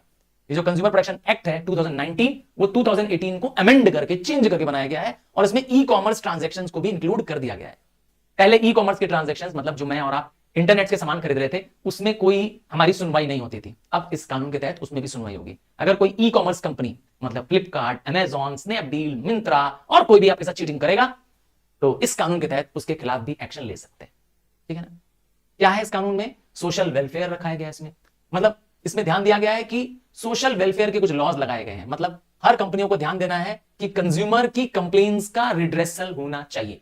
अब आप कोई भी प्रोडक्ट खरीदिए, देखिए उसमें लिखा रहेगा टोल फ्री कंज्यूमर हेल्पलाइन। क्यों? इसी के लिए, इस कानून के तहत हर प्रोडक्ट में आप चेक करके देखिएगा, आजमा के देखिए, आप साबुन ले लीजिए, आप शैम्पू खरीद लीजिए, आप मैगी खरीद लीजिए, पीछे देखिए ध्यान से, टोल फ्री नंबर लिखा है, हेल्पलाइन नंबर। इसीलिए और क्या करता है ये कानून 2019 वाला जो एक्ट है, ये आपको सेफगार्ड करता है, आपकी सेफ्टी की जिम्मेदारी लेता है, आपको एक्सप्लॉयटेशन से बचाता है, अनफेयर ट्रेड प्रैक्टिसेस से बचाता है। और तो और इसी कानून के तहत कंज्यूमर कोड्स बनाए गए हैं। कितने कंज्यूमर कोड्स बनाए गए हैं? 3 टायर, मतलब 3 लेवल पर कंज्यूमर कोड बनाए गए हैं। कौन से 3 लेवल बनाए गए हैं? आइए मैं बताऊं। पहला लेवल है सबसे नीचे लेवल पर डिस्ट्रिक्ट कंज्यूमर कोड। ये कहां पर है? हर डिस्ट्रिक्ट में, मतलब जिस शहर में आप रह रहे हैं वहां पर है डिस्ट्रिक्ट फोरम, जिसको कहते हैं डिस्ट्रिक्ट कंज्यूमर कोड। इसमें क्या होगा? अगर आपको किसी फर्म के खिलाफ शिकायत है, 20 लाख तक रुपए का अगर आपको उस पर दंड लगाना है, तो कंपनी चाहिए तो डायरेक्ट इस पे चले जाइए। और इसके ऊपर कौन है? इसके ऊपर है स्टेट कमीशन। ये हर स्टेट में एक है। अब आप रहते हैं अगर किसी एक शहर में, तो पहले आप यहां पहुंचेंगे, इससे सेटिस्फाइड नहीं है तो आप इसके पास जाएंगे इसके खिलाफ अपील करने, स्टेट कमीशन, क्योंकि हर स्टेट में एक होगा स्टेट कमीशन। और अगर इससे सेटिस्फाइड नहीं है तो इससे ऊपर जाएंगे, नाम है नेशनल कमीशन। ये पूरे देश में एक है, दिल्ली में टॉप में है नेशनल कमीशन। हाँ, इससे भी सेटिस्फाइड नहीं तो कहां जाए? तो सुप्रीम कोर्ट है। पर कंज्यूमर कोर्ट ये 3 लेवल पर है। इसका नाम है 3 टायर ग्रीवियंस रिड्रेसल मशीनरी। क्या फायदा है इसमें? इनएक्सपेंसिव और सिंपल जजमेंट है, मतलब आपका इसमें कोई भी पैसा खर्चा नहीं होता है, आपको इसमें किसी वकील को ले जाने की जरूरत नहीं है, आप खुद भी अपना जाकर के इसमें मुकदमा लड़ सकते हैं। जिससे आपको शिकायत है उसको, और जिसकी शिकायत है, दोनों को साथ बिठाया जाता है। आपको जिस फर्म से, जिस दुकान से शिकायत है, उसको वहां बुला लिया जाता है, उसको रिप्रेजेंट करने के लिए, और दोनों को, कंप्लेंट करने वाले को, कंप्लेंट जिसकी हुई, दोनों को सामने बैठा करके तुरंत फैसला दे दिया जाता है। बहुत बढ़िया तरीका है। No court fees, no charge, nothing, किसी कोई पैसा नहीं लगना है। और क्या कवर करता है? मैंने कहा हर गुड्स को कवर करता है। मैंने कहा ना, कोई भी ट्रांजैक्शन हो रहा हो, आप भली गवर्नमेंट से ही क्यों ना ट्रांजैक्शन कर रहे हो, किसी पब्लिक सेक्टर, रेलवे से ही क्यों ना टिकट खरीदे और आप नाराज हैं, तो रेलवे के खिलाफ भी आप क्या कर सकते हैं? कंज्यूमर कोर्ट में जा सकते हैं। टेलीकॉम के खिलाफ जा सकते हैं, घर के कंस्ट्रक्शन कंपनियों के खिलाफ जा सकते हैं, ऑनलाइन शॉपिंग में जा सकते हैं। बताया तो, किसी भी ऑर्गेनाइजेशन के खिलाफ ये कॉम्प्रिहेंसिव कानून है। आप कोई भी कंज्यूमर हैं, किसी भी प्रोडक्ट या सर्विस के कंज्यूमर हैं, किसी भी खिलाफ यहां पे जा सकते हैं। क्या कहा? आपके स्कूल के खिलाफ भी हाँ जा सकते हैं। टाइम फ्रेम, इसमें एक लिमिटेड टाइम दिया गया है कि कितने टाइम के अंदर फैसला आ जाएगा। ऐसा नहीं है कि मुकदमे पे मुकदमा, तारीख पे तारीख, ना ना ना, यहां ये सब झमेला नहीं है। चटपट फैसला, एक पर्टिकुलर टाइम फ्रेम के अंदर इनको क्या करना होता है? जजमेंट देनी होती है। और क्या है? It allows class action complaint, एक पर्टिकुलर एक्शन के खिलाफ तुरंत एक्शन ले लिया जाएगा। अनफेयर ट्रेड प्रैक्टिस को चेक करने के लिए कोर्ट के पास पावर होता है। अनफेयर मतलब समझिए चीटिंग करने वाला और ओवर चार्जिंग करने वालों के भी खिलाफ शिकायत सुनी जा सकती है। तो बहुत कॉम्प्रिहेंसिव कानून है। ये वेरी इंपॉर्टेंट टॉपिक आ रहा है इस चैप्टर का, the right of the consumers. Very important topic. चलो, क्या है? कंज्यूमर्स को राइट मिले हैं, कंज्यूमर्स का हक है। पहला हक है राइट टू सेफ्टी। सर ये तो हम जानते हैं। इसमें बताया गया है कि कंज्यूमर्स को सेफ रहने का, कंज्यूमर्स की प्रॉपर्टी, कंज्यूमर्स के गुड्स का सेफ्टी, कोई ऐसा गुड्स ना बेचा जाए जो उसकी लाइफ और प्रॉपर्टी के लिए हैजर्डस हो। अब आप कहेंगे सर हम तो घर में सिलेंडर लेते हैं, सिलेंडर कभी कभी फट भी जाता है। अरे भाई, सिलेंडर में सेफ्टी प्रिकॉशंस के लिए कैप लगा रहता है, सिलेंडर का यूसेज आपको बताया जाता है। ऐसे तो माचिस भी खतरनाक है, पर माचिस का यूसेज तो आपके हाथ में है ना। तो ऐसा प्रोडक्ट ना दिया जाए जिससे अपने आप, अब घर में सिलेंडर अपने आप ही फट जाए, उसमें आग लग जाए, तो मैं मानूंगा कि सिलेंडर गड़बड़ है। अब समझ में आया? तो ऐसा प्रोडक्ट या सर्विस ना बेचा जाए जो लाइफ के लिए, प्रॉपर्टी के लिए खतरा हो। अब उसका कंजम्पशन करना, उसका यूसेज करना। अब आपने कोई इलेक्ट्रिक प्रेस लिया, हाँ आयरन प्रेस लिया, इस्त्री लिया, और आयरन प्रेस से आपको करंट लग गया। हाँ, मान लेते हैं आयरन प्रेस अच्छी क्वालिटी का नहीं था और उससे आपको करंट लग गया, आपका हॉस्पिटल में इलाज चल रहा है, तो ये है गलत। अब समझ आया? ऐसी प्रेस हम तो ना लेना चाहते हैं जिससे हमको, हमारे परिवार वालों को, किसी को करंट लग जाए। अब समझ में आया क्या कहना चाहते हैं? तो ऐसा प्रोडक्ट से हमें सेफ्टी चाहिए। मान लीजिए ऐसा हो ही जाएगा तो क्या होगा? तब जाएंगे कंज्यूमर फोरम, डिस्ट्रिक्ट फोरम जाएंगे। समझ आया? दूसरा, राइट टू बी इन्फॉर्म। मैं और आप जब भी प्रोडक्ट खरीदना चाहते हैं तो हमें प्रोडक्ट से रिलेटेड कोई भी जानकारी लेनी हो, प्रोडक्ट का पैकिंग कब हुआ था, प्रोडक्ट की एक्सपायरी डेट क्या है, सब पीछे पलटते जाइए, प्रोडक्ट के अंदर लिखा मिलता है। क्यों पैकेट के अंदर आगे पीछे पलटिए, इधर उधर सब जानकारी क्यों लिखी है? प्रोडक्ट की क्वालिटी क्या है, प्राइस क्या है, कब बना है, इसके अंदर क्या क्या इंग्रेडिएंट्स हैं, राइट टू यूज क्या है, मतलब यूज करने का मेथड क्या है। इसीलिए क्योंकि हमारा राइट है। हर कंपनियों की जिम्मेदारी है कि वो हमें बताएं प्रोडक्ट से रिलेटेड हर एक इंफॉर्मेशन। ये इसीलिए राइट की वजह से दिया गया, राइट टू बी अश्योर्ड। मतलब इस राइट में कहा गया है कि हमें राइट टू चूज करने का अधिकार है। राइट टू बी अश्योर्ड को राइट टू चूज भी कहा जाता है। इसका मतलब है कोई हमें फोर्स नहीं कर सकता कि आप यही प्रोडक्ट ले जाइए, नहीं, वो हमें wide variety products and services दिखाएगा और उसमें से हम एक चूज करेंगे। अब आप गए और आपने कहा भैया मैगी दे दीजिए, अब तो कोई चॉइस करने की जरूरत ही नहीं, भैया मैगी निकाल के दे देगा। पर आपने कहा भैया हमको नूडल्स दे दीजिए, तो अब आपके सामने वो 2-3 ब्रांड निकाल देगा, जो उसके पास मैगी भी हो सकता है, शायद यप्पी नूडल्स भी आता है ना, और पतंजलि नूडल्स भी आता है ना, 2-3 निकाल के रख देगा। अब आपकी मर्जी इसमें से कौन चुनिए। देखा, ये है right to be assured. Competitive prices में वाइड वैरायटी ऑफ गुड्स आपके सामने रख दे, आपको पास फ्रीडम हो टू चूज। इसीलिए कई बार उसको मैंने कहा राइट टू चूज भी बोलते हैं। राइट टू चूज इसका दूसरा नाम है। क्या करना? Choose from the alternative product करना, ये आपके पास अधिकार है। आपको वो फोर्स नहीं कर सकता कि एक पर्टिकुलर ब्रांड या एक ही पर्टिकुलर चीज ही हम आपको देंगे, हम आपको और नहीं देंगे ना, नहीं कर सकता कोई भी दुकानदार। आप मना कर सकते हैं उससे। और क्या है? Right to be heard.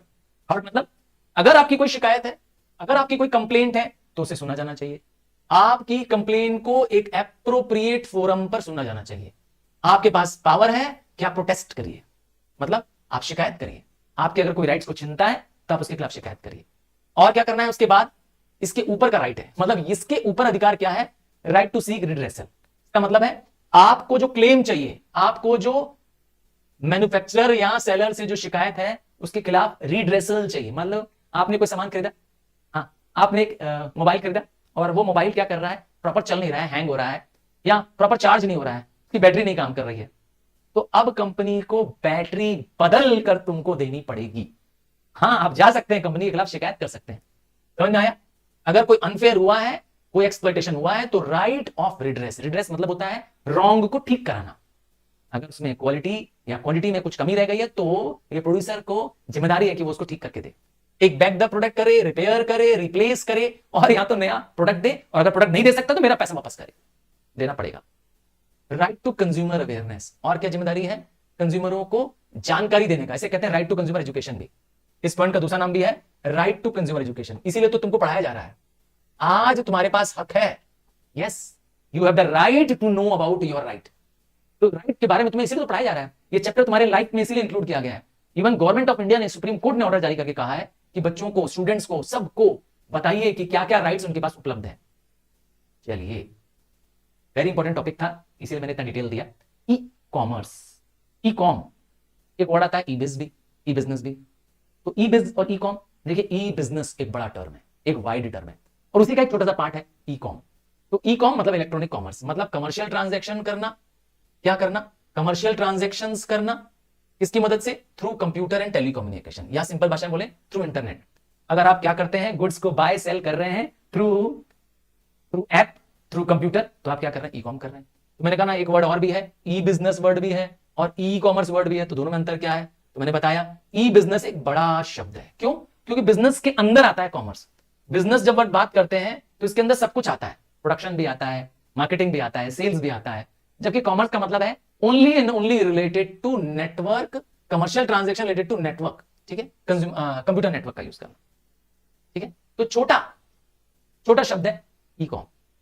क्या फायदा है? इंपॉर्टेंट है। What are the benefits of consumer, sorry, what are the benefits of e com, या what are the benefits of e commerce और ट्रेडिशनल कॉमर्स। आप दुकान से जाके खरीदे सामान, उसे कहते हैं ट्रेडिशनल कॉमर्स, और आप ऑनलाइन गुड्स खरीद ले, ऐप चलाएं, इंटरनेट के थ्रू खरीद लें, तो वो है ई कॉमर्स। तो ई कॉमर्स का बेनिफिट क्या है? पहला, ग्लोबल रीच। अब इंटरनेट से आप किसी भी जगह तक पहुंच सकते हैं। आपकी रीच नेशनल एंड ज्योग्राफी के बियॉन्ड है। मतलब समझ गए? अब आपका स्कोप ऑफ बिजनेस क्या है? आपका शहर, आपका मोहल्ला नहीं, आपका स्टेट, आपकी कंट्री, आपका वर्ल्ड।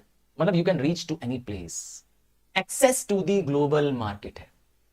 और क्या फायदा मिलता है ई कॉमर्स से? इंप्रूव्ड कॉम्पिटिटिवनेस या क्वालिटी ऑफ सर्विस। फायदा मिलता है कि आपको एक अच्छी क्वालिटी ऑफ सर्विस, एक अच्छा, क्योंकि देखिए ई कॉमर्स के पास बहुत कुछ है करने के लिए। It is becoming more closer to the customer. जब हम कस्टमर के ज्यादा पास होंगे तो उनकी ज्यादा नीड्स को सुन पाएंगे, क्योंकि कस्टमर भी देन एंड देयर क्या करता है, अपने क्या करता है, इंफॉर्मेशन को पोस्ट कर पाता है। एक ई कॉमर्स में सबसे बड़ा फायदा क्या है? Pre and post sales support, क्योंकि इसमें कंज्यूमर का इंफॉर्मेशन, कंज्यूमर का फीडबैक क्विक एंड इंस्टेंट है, तुरंत फीडबैक मिल जाता है। अगर प्रोडक्ट अच्छा है, कंज्यूमर से तुरंत तारीफ मिलती है, और प्रोडक्ट खराब है, कंज्यूमर से तुरंत छापड़ मिल जाता है। इन सेंस कंज्यूमर की तुरंत शिकायत आ जाती है।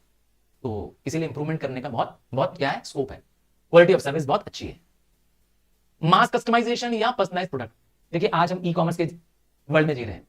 अब एक प्रोडक्ट बनाना तो थोड़ा मुश्किल होता है ना, पर हम मास स्केल पे प्रोडक्ट बनाएं और वो भी कस्टमाइज, ये पॉसिबल है थ्रू इंटरनेट।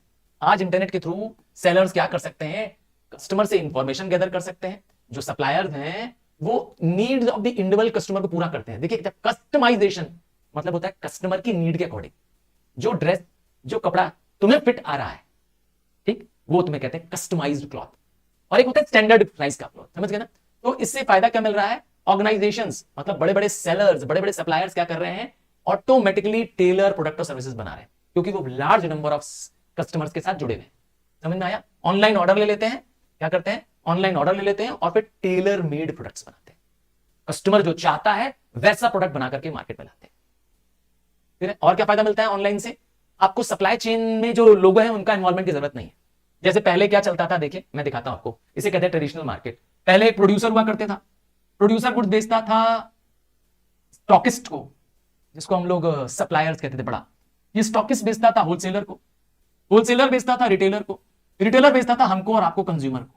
तो जब प्रोडक्ट इतने लोगों से पहुंच के यहां तक पहुंचेगा तो ये सब लोग प्रॉफिट मार्जिन रखेंगे ही रखेंगे, फ्री में तो बेचेंगे नहीं, तो प्राइस भी हाई हो जाएगी और टाइम भी लगेगा। अगर हम डायरेक्ट हम और ये मिल जाए तो ई कॉमर्स में यही फैसिलिटी है। आपको जो इंटरनेट में सस्ती चीजें मिल रही हैं वो इसी वजह से मिल रही हैं। आपने कभी सोचा है कि आप जो मोबाइल खरीद रहे हैं आजकल इंटरनेट से खरीद रहे हैं, बहुत सारे प्रोडक्ट इंटरनेट से खरीद रहे हैं। रिसेंटली अभी तुमने कुछ अमेजॉन से खरीदा होगा या फ्लिपकार्ट से खरीदा होगा, इसीलिए सस्ता पड़ रहा है। समझ में आया। यहां पर ये जो लिंक है प्रोड्यूसर से डायरेक्ट कंज्यूमर तक पहुंच रहा है, लिखा है ना, from producer that is manufacturer to consumer. अब गुड्स डायरेक्ट जा रहे हैं, बीच में कोई इन्वॉल्व नहीं है, क्योंकि जितने लोग इन्वॉल्व हो रहे थे उतना कॉस्ट इंप्रूव हो रहा था, सॉरी कॉस्ट एड ऑन हो रहा था। आजकल एक क्लिक ऑफ माउस से क्या हो जा रहा है, एक ट्रांजैक्शन पूरा, सेविंग्स, सब्सटेंशियल सेविंग्स रिडक्शन, मतलब कॉस्ट कम पड़ रहा है। हाँ अगेन ये पॉइंट मिलता जुलता पॉइंट है। नोवेल बिजनेस अपॉर्चुनिटी या न्यू प्रोडक्ट्स एंड सर्विसेज। देखिए ई कॉमर्स से नए नए तरीके के गुड्स एंड सर्विसेज मार्केट में आ गए जो पहले कभी सोचे भी नहीं गए थे। आजकल नेटवर्क से सपोर्ट सर्विसेज है ना, कॉन्टेक्ट सर्विसेज, ऐसी बहुत सारी सर्विसेज हैं जो अब पहले से, जो कि पहले अवेलेबल नहीं थी। आप और मैं ऐसी बहुत सारी सर्विसेज ले रहे हैं जो आज ऑनलाइन है। देखिए ऑनलाइन बहुत सारे लोग क्लासेस पढ़ रहे हैं, हाँ बहुत सारे यूट्यूबर्स, बहुत सारे लोग क्या कर रहे हैं, क्लास बेच रहे हैं, वो शायद पेन ड्राइव में करके क्लास बेच रहे हैं, पता नहीं क्या क्या नाम से, बड़े बड़े ब्रांड के नाम से, हाँ फलाना वाला डिमकाना वाला, बहुत सारे लोग, हाँ बहुत सारे, तो बुरा नहीं है। द आइडिया इज कि ये सर्विसेज भी हो सकती हैं, पहले ये पता था ही नहीं। किस वजह से इस पता चल पाया, all because of the electronic media. Electronic media है तभी ये नई सर्विसेज भी, नॉवेल मतलब होता है नए टाइप का बिजनेस जनरेट हो पाया, पहले नहीं था। आज से 10 साल पहले शायद किसी ने सोचा भी नहीं होगा कि ऑनलाइन कोई क्लास बिकेगी, ऑनलाइन क्लास चलेगी, लोग खरीदेंगे। आज खरीद रहे हैं, लाखों करोड़ लोग खरीद रहे हैं। कन्वीनियंस है, सुविधा है, आसानी है। क्या आसानी है, क्या इजी है, आप घर में बैठे बैठे अपने मन पसंद की चीज एक क्लिक ऑफ द माउस में 365 दिन जब चाहे तब मंगवा सकते हैं। ठीक है ना, कितनी फ्लेक्सिबिलिटी है, कितनी आराम है। 24 घंटे जब चाहे तब आप गुड्स एंड सर्विसेज अवेल कर सकते हैं। बहुत फायदे हो गए। ई टेलिंग शॉर्ट नोट बन सकता है, रिटेल शब्द को ई टेल बना दिया है। रिटेल, हाँ जहां पर स्मॉल क्वांटिटीज ऑफ गुड्स मिलते हैं उसे कहते हैं रिटेल। जो तुम्हारे घर के आसपास जो दुकानें हैं, जो परचून की, जनरल स्टोर की दुकान है, वो रिटेलर है। तो रिटेलर क्या करता है, स्मॉल क्वांटिटी में गुड्स एंड सर्विसेज बेचता है, डायरेक्ट कंज्यूमर को बेचता है। तो हम ई टेल करने की बात कर रहे हैं, मतलब इलेक्ट्रॉनिकली सामान खरीद रहे हैं, इंटरनेट के थ्रू सामान खरीद रहे हैं, बस इसका नाम है ई टेल। ठीक है, तो फ्लिपकार्ट से खरीद रहे हो, अमेजॉन से खरीद रहे हो, तो ई टेल कर रहे हो तुम। ई एडवर्टाइजमेंट भी हो रहा है। मैंने कहा आजकल एडवर्टाइजमेंट कंज्यूमर्स को इंटरनेट पे देखी जा रही है। अब वो यूट्यूब पे देख लीजिए, चाहे वेबसाइट चला दीजिए उस पे देख लीजिए, या कोई और सोशल मीडिया प्लेटफॉर्म चलाइए। ई मार्केटिंग भी आजकल बहुत चलन में है। ई मार्केटिंग को internet marketing, digital marketing, online marketing के नाम से आता है। इसमें कंपनियां अपने प्रोडक्ट एंड सर्विसेज को इंटरनेट के माध्यम से क्या कर रही है, लोगों तक पहुंचा रही है। अब आप देखिए आजकल इसी का जमाना है। ई सिक्योरिटी, अर्थात ई मतलब इलेक्ट्रॉनिक, सिक्योरिटी मतलब होता है सुरक्षा। तो आजकल हैकिंग, फिशिंग, इसका बहुत डर है।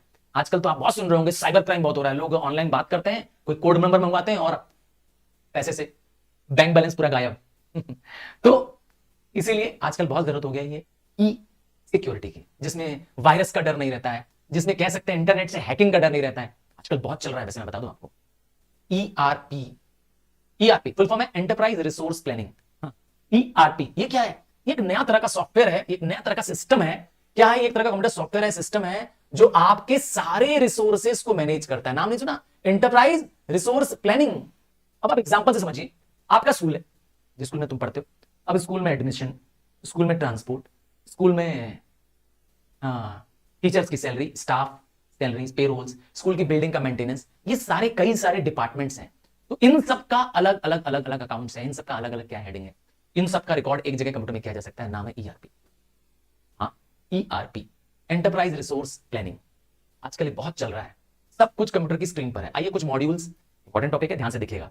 इसे कहते हैं मॉड्यूल्स ऑफ ईआरपी। पहला मॉड्यूल है एचआर।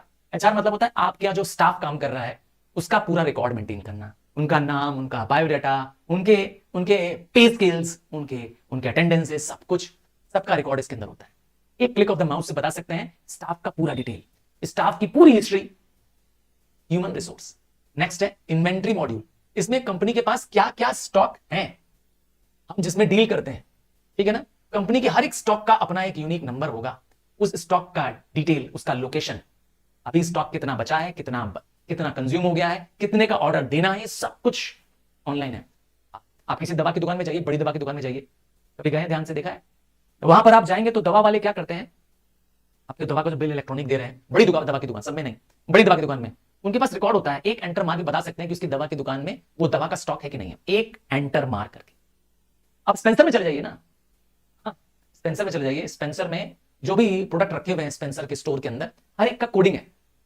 आप सोचेंगे कि हम स्पेंसर का कोई प्रोडक्ट लेकर के गेट से निकल जाएंगे बिना बिल बनाए, तो तुरंत उसमें अलार्म बनने लगेगा।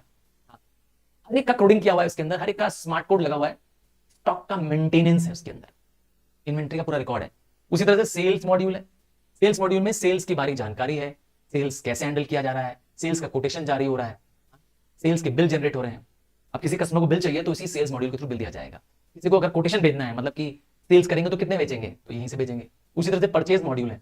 यहां क्या होता है, इस ईआरपी में क्या होता है, इसमें हम गुड्स को बाहर से प्रोक्योर कर रहे हैं, अब वो रॉ मटेरियल है, वो कहां से परचेज कर रहे हैं। इस मॉड्यूल में वो सारे वेंडर, सप्लायर्स, उनका लिस्ट, उनका नाम, उनका डिटेल, उनकी कोटेशन, वो सब कुछ रिकॉर्ड इसके अंदर पड़ा है। मतलब जिन जिन प्रोड्यूसर से हम सामान खरीद रहे हैं, उनका नाम, उनका डिटेल, उनके द्वारा दिए गए कोटेशन, सब कुछ इसके अंदर लिखे होते हैं, नाम है परचेज मॉड्यूल। उसी तरह से होता है फाइनेंस या अकाउंटिंग मॉड्यूल। ये कैसा मॉड्यूल होता है, आओ देखें। इस मॉड्यूल में अकाउंटेंट्स क्या करते हैं, अपने बिजनेस के हर एक ट्रांजैक्शन, खर्चे कितने हुए, अकाउंट्स में कितना पैसा है, बजट कितना बनाया गया है, बैंक स्टेटमेंट क्या है, बिजनेस से रिलेटेड हर एक ट्रांजैक्शन, खरीद बेच, लेन देन, सब कुछ का रिकॉर्ड होता है। अगर आप इससे पूछेंगे कि प्रॉफिट है कितना है, लॉस है, तुरंत ये बता देगा, एक क्लिक ऑफ द माउस से बता देगा। कौन, ये है finance and accounting module. Next है सीआरएम, कस्टमर रिलेशनशिप मॉड्यूल। इनका मेन मकसद क्या है, कस्टमर से बेटर रिलेशन रखना, हेल्प करना, सेल्स को बूस्ट करना, कंज्यूमर सर्विस देना और कस्टमर के साथ हेल्दी रिलेशन मेंटेन करना। वो कैसे करेंगे, कंज्यूमर्स कौन रिपीट आ रहे हैं, उनके साथ टाइमली इंफॉर्मेशन सेंड करना। आपके मोबाइल में कभी कभी आता है किसी कंपनी का एसएमएस आ जाता है कि इसके यहां सेल लगी है, तो कभी ना कभी आपके पेरेंट्स या आप लोग गए होंगे उस दुकान में, उस स्टोर में, और वहां पे ना जब आप देखेंगे बिल बनाते समय आपसे नंबर मांगता है। कभी आप स्पेंसर में जाइए या कभी आप बिग बाजार में जाइए, हाँ, जो रिलायंस बाजार बन गया, रिलायंस स्मार्ट बाजार बन गया, वो आपसे ना बिल जब भर रहा होता है तो आपसे कहता है मोबाइल नंबर बोलिए, तो मोबाइल जब आप बोलते हैं वो उनके डाटा में फीड हो जाता है। फिर जब वहां कोई नई स्कीम आती है, कोई नया ऑफर आता है, कोई नया, मतलब जैसे कहते हैं ना, उस समय पे वो लोग निकालते रहते हैं, कोई स्कीम निकालते रहते हैं कि इतना % ऑफ, उतना, वो सब आपके मोबाइल पे वो लोग क्या करते हैं, सेंड कर देते हैं। तो कस्टमर रिलेशनशिप मेंटेन करते हैं वो लोग, समझ गए। कस्टमर का कॉन्टैक्ट डिटेल उनके पास होता है, कस्टमर की हिस्ट्री होती है उनके पास, उसके अकॉर्डिंग वो कस्टमर को क्या करते हैं, मैसेजेस भेजते हैं और बुला लेते हैं। बहुत चालाक है बिजनेसमैन। और क्या तरीका है, इंजीनियरिंग एंड प्रोडक्शन मॉड्यूल। ये कैसा मॉड्यूल है, कह सकते हैं कि कोई भी बड़ी मैन्युफैक्चरिंग करने वाली कंपनी है, जहां भी गुड्स एंड सर्विसेज बन रहे हैं, उनके पास ये मॉड्यूल होता है। उनको पता होता है कि प्रोडक्शन कैसे करें, प्रोडक्शन की प्लानिंग क्या हो, किस मशीन का यूज होगा, कितने रॉ मटेरियल का यूज होगा, और प्रिपरेशन कैसी होगी, प्रोडक्शन कितने समय के अंदर होगा, ये सब कुछ इसके अंदर होगा। प्रोडक्शन की प्लानिंग से लेकर के एक्चुअल आउटपुट जनरेशन तक का हर एक रिकॉर्ड इसके अंदर होगा। मतलब जहां पे फैक्ट्री होगी वहां पे ये मॉड्यूल काम करेगा। कंपनी में बड़ी बड़ी प्रोडक्शन कंपनियां हैं, वहां पे ये क्या होगा, इंजीनियरिंग प्रोडक्शन मॉड्यूल होगा। 8वां सप्लाई चेन मॉड्यूल। देखिए इसमें लिखा है flow of products from consumer, manufacturer to consumer, and इसका उल्टा कंज्यूमर टू मैन्युफैक्चरर। इसमें कहते हैं सप्लाई चेन मैनेजमेंट। ठीक है, इसके अंदर स्टॉकिस्ट, डिस्ट्रीब्यूटर, रिटेलर्स, हमारे जो होलसेलर्स हैं, इन सब का डिटेल होता है इसके अंदर। चलिए, इंपॉर्टेंट टॉपिक था, इसीलिए उस मॉड्यूल को आप अच्छे से करेंगे। हो सकता है वो मॉड्यूल एमसीक्यू में भी पूछा जा सकता है, और यहां सिंपली पूछा जा सकता है, गिव एनी 4 या 5 मॉड्यूल्स पूछा जा सकता है। ठीक है, इंपॉर्टेंट क्वेश्चन था।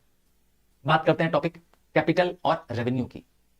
अब सिर्फ कैपिटल रेवेन्यू शब्द की बात करेंगे, अभी एक्सपेंडिचर की बात नहीं करेंगे। ठीक, जब हम किसी ऐसे खर्चे की बात करते हैं जिसका बेनिफिट आने वाले कई सालों तक मिलने वाला है। ऐसा खर्चा, ऐसा पैसा जो बड़े अमाउंट का है, ऐसा पैसा जो नॉन रिकरिंग नेचर का है, उसे कहते हैं कैपिटल। इसका उल्टा करें, एक ऐसा पैसा जो बार बार करना होता है, स्मॉल अमाउंट का होता है और इसका बेनिफिट इसी साल के अंदर मिलने वाला होता है, इसे कहते हैं रेवेन्यू। तो दो शब्द है, एक कैपिटल और एक रेवेन्यू।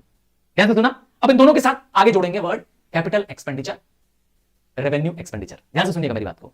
चलो तुम्हारा एग्जांपल लेते हैं, तुम्हारी एक ट्रेवल एजेंसी है, ठीक, ट्रेवल एजेंसी जिसमें गाड़ियां चलती हैं।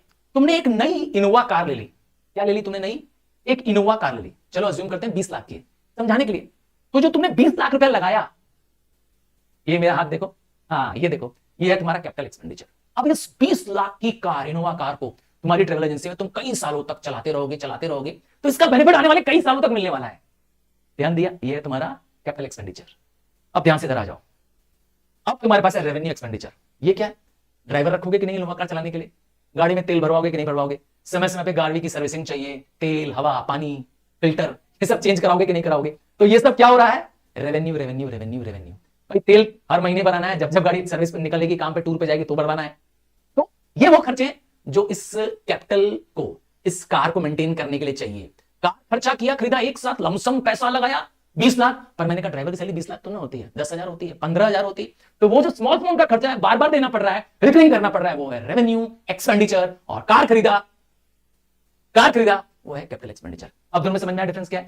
रेवेन्यू और कैपिटल में डिफरेंस समझ में आया? तो जब भी बड़े अमाउंट की बात करेंगे, नॉन रिकरिंग नेचर की बात करेंगे, जिसका बेनिफिट आने वाले कई समय तक मिलने वाला है, वो है कैपिटल, और इसका उल्टा कर दो रेवेन्यू। क्लियर?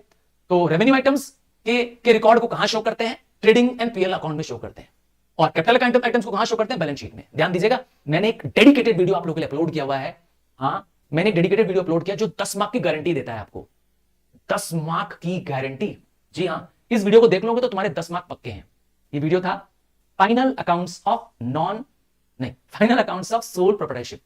इस पर बना एक लेटेस्ट वीडियो है, जरूर उसको जाएंगे देख लेंगे, और नहीं तो टाइप कर लेंगे final accounts of sole proprietorship by sir Tarun Rupani. ठीक है, ये डेडिकेटेड वीडियो है, आपके लिए बनाया गया वीडियो। इस पूरे चैप्टर को कवर करता है, जिसमें पूरा कुछ बताए हुए हैं आपके बारे में कि ट्रेडिंग अकाउंट क्या होता है, प्रॉफिट एंड लॉस क्या होता है, कैसे बनता है, और बैलेंस शीट कैसे बनती है। तो कैपिटल अकाउंट्स का रिकॉर्ड बैलेंस शीट में जाता है, क्योंकि वो असेट लायबिलिटी से रिलेटेड आइटम होता है, जबकि रेवेन्यू अकाउंट का रिकॉर्ड कहां चला जाता है? ट्रेडिंग एंड पीएल पे जाता है। कुछ एग्जांपल से बात करते हैं, हम खर्चों की बात करते हैं तो हमसे कहते हैं एक्सपेंडिचर। ठीक है, अब कैपिटल एक्सपेंडिचर की बात करते हैं। देखिए ध्यान से, कैपिटल एक्सपेंडिचर वो एक्सपेंडिचर है जिसका benefit is not exhausted with in the current year. एक साल के अंदर उसका बेनिफिट खत्म नहीं होता है, but it is enjoyed over the long time. मैंने पहले ही कहा, तुमने एक मशीनरी खरीद ली, तुमने एक नई बिल्डिंग खरीद ली, तुमने एक नई फैक्ट्री चालू कर दी, सब कैपिटल एक्सपेंडिचर है। क्योंकि एक बार बिल्डिंग ले लोगे, उसका सालों साल यूज करते रहोगे, एक बार बड़ी मशीनरी, प्लांट, इक्विपमेंट खरीद लोगे, सब क्या है? कैपिटल एक्सपेंडिचर है। क्लियर है? तो आपने प्रॉपर्टी खरीद लिया, कैपिटल एक्सपेंडिचर है। ये एक नॉन रिकरिंग नाम का नेचर का काम होता है। अक्सर इसकी वजह से एक परमानेंट असेट तैयार हो जाता है, जिससे आपकी अर्निंग कैपेसिटी बढ़ जाती है। आपने कभी सोचा रिलायंस इतनी बड़ी इंडस्ट्री क्यों है? इसी वजह से, क्योंकि उसका कैपिटल एक्सपेंडिचर बहुत बड़ा है।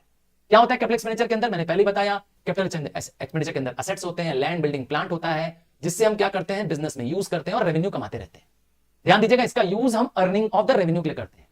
ठीक है, और थोड़ा सा आगे बढ़ जाए। कुछ खर्चा ऐसा होता है जो एग्जांपल ऑफ कैपिटल एक्सपेंडिचर बन सकता है। वो एग्जांपल है purchase of land, purchase of building, plant, machinery, equipment.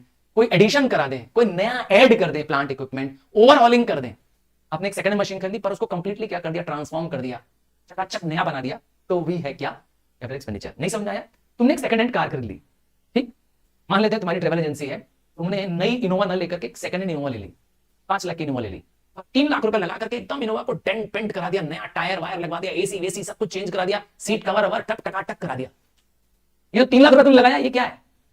ये है तुम्हारा overhauling of the second hand. ये तुम्हारा कैपिटल एक्सपेंडिचर है, क्योंकि हर बार तो ना कराओगे इतना तुम सब कुछ खर्चे, हर बार तो ना टायर वायर सब चेंज कराओगे और पूरी गाड़ी को रंग पेंट कराओगे। ठीक है कि नहीं? तो सेकंड हैंड एक्सपेंडिचर। ठीक है, expense on putting an asset into working condition लाने पे कहते हैं इस सबको। अब रेवेन्यू एक्सपेंडिचर की बात करते हैं, वो एक्सपेंडिचर जो बेनिफिट देगा, पर उसका बेनिफिट उसी अकाउंटिंग ईयर के खत्म हो जाएगा, मतलब इसका बेनिफिट लंबे समय तक नहीं चलेगा। ये रिकरिंग खर्चा है, बार बार करना पड़ेगा, इससे नए एसेट्स नहीं खरीदे जाते हैं। मतलब नई प्लांट मशीनरी खरीद रहे हो तो वो क्या है? वो रेवेन्यू एक्सपेंडिचर नहीं है, वो कैपिटल एक्सपेंडिचर है। ठीक है, जो डे टू डे खर्चों को पूरा करे, डे टू डे एक्सपेंस को पूरा करे, it does not add to the earning capacity. आपकी अर्निंग कैपेसिटी से बढ़ती नहीं है। ठीक है। अब expense related to day running, मैंने कहा आप अपने एक मशीनरी खरीद लिए, तो मशीनरी खरीद लिया 5 लाख की, तो वो कैपिटल एक्सपेंडिचर है। और उस मशीनरी को चलाने के लिए तुमने एक लेबर भी रखा हुआ है, उस लेबर को हर महीने 10,000 रुपए दे रहे हो, मशीन चलाएगा तभी गुड्स बनेगा। तो जो लेबर को वेजेस दे रहे हो या सैलरी दे रहे हो, वो क्या है? वो है तुम्हारा रेवेन्यू एक्सपेंडिचर। ठीक है। तो एक्सपेंडिचर जो अपकीप या मेंटेन करने में मदद करे फिक्स्ड एसेट्स को, आपके फिक्स्ड एसेट्स को मेंटेन करने के लिए कोई रखा गया वो व्यक्ति, कार को पोंछने, साफ सुथरा करने, चलाने, है ना, क्लीन करने के लिए आदमी तुमने रखा हुआ है, तो वो तुम्हारा क्या है? वो जो मैकेनिक है तुम्हारा, वो है तुम्हारा रेवेन्यू एक्सपेंडिचर। स्टॉक को खरीदना, गुड्स को मेंटेन रखना, ये भी रेवेन्यू एक्सपेंडिचर है। डेप्रिसिएशन रेवेन्यू एक्सपेंडिचर है। दोनों में डिफरेंस क्या है आप समझ गए? कई बार revenue expenditure may be treated as capital expenditure, छोड़ देंगे। I difference between revenue and capital expenditure आना चाहिए। छोटे क्वेश्चन पे बन सकता है, बड़े में भी बन सकता है, ध्यान दीजिए। तो कैपिटल एक्सपेंडिचर पर्पस क्या है? मैंने कहा एक्विजिशन करना। एक्विजिशन शब्द आए तो परचेज, एक्विजिशन वर्ड आए तो क्या है? परचेज। इसके बदले परचेज वर्ड लिख दो।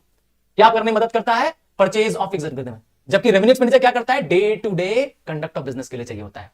कैपिटल एक्सपेंडिचर इंक्रीज करता है हमारी अर्निंग कैपेसिटी, हमारे पैसा कमाने की क्षमता को बढ़ाता है बिजनेस की। ये क्या करता है? ऐसा कुछ भी नहीं करता है। ये इसका फायदा मोर देन 1 ईयर तक चलता है। इसका बेनिफिट करंट ईयर के अंदर ही खत्म हो जाता है। इसको बैलेंस शीट में शो करते हैं, इसको ट्रेडिंग एंड पीएल में शो करते हैं। ये नॉन रिकरिंग नेचर का होता है, मतलब बार बार नहीं करते हो। अब बार बार तो ना मशीनरी, प्लांट, इक्विपमेंट खरीदोगे, और इसको तो बार बार करना है। इसकी वजह से तुम्हारे वैल्यू ऑफ असेट्स इंक्रीज होते हैं। इसकी वजह से ऐसा कुछ भी नहीं होता है। Does not lead to increase. 5 points जरूरी है।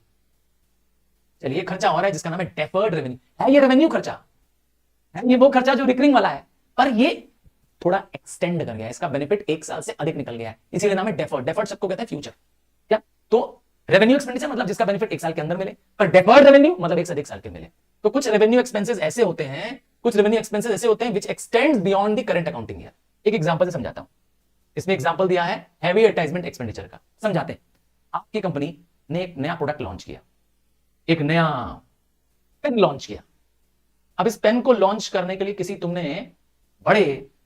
बड़े व्यक्ति को बुलाया, सर आप मेरे प्रोडक्ट को लॉन्च करिए, आप मेरे प्रोडक्ट का प्रचार करिए। और तुमने जहां पर 10, 20, 50,000 लगना चाहिए था इसका एडवर्टाइजमेंट करने के लिए, तुमने 3 लाख रुपया खर्चा कर दिया। कितना खर्चा कर दिया तुमने? 3 लाख। बम पर ऐड किया, हर न्यूज़पेपर, टीवी, सब जगह, जहां तुम्हारा बस चलता था सब तुमने ऐड कर दिया। हैवी एडवर्टाइजमेंट कर दिया तुमने इस पेन का जब लॉन्च किया। तो अब 3 साल तक तुम्हें इसका फायदा मिलता रहेगा। 3 साल तक तुम्हारी क्या होगी? बम्पर सेल चलती रहेगी। तुमने एडवर्टाइजमेंट ऐसा किया है कि 3 साल तक कॉन्ट्रैक्ट कर दिया कि 3 साल तक पेपरों में छपता रहेगा।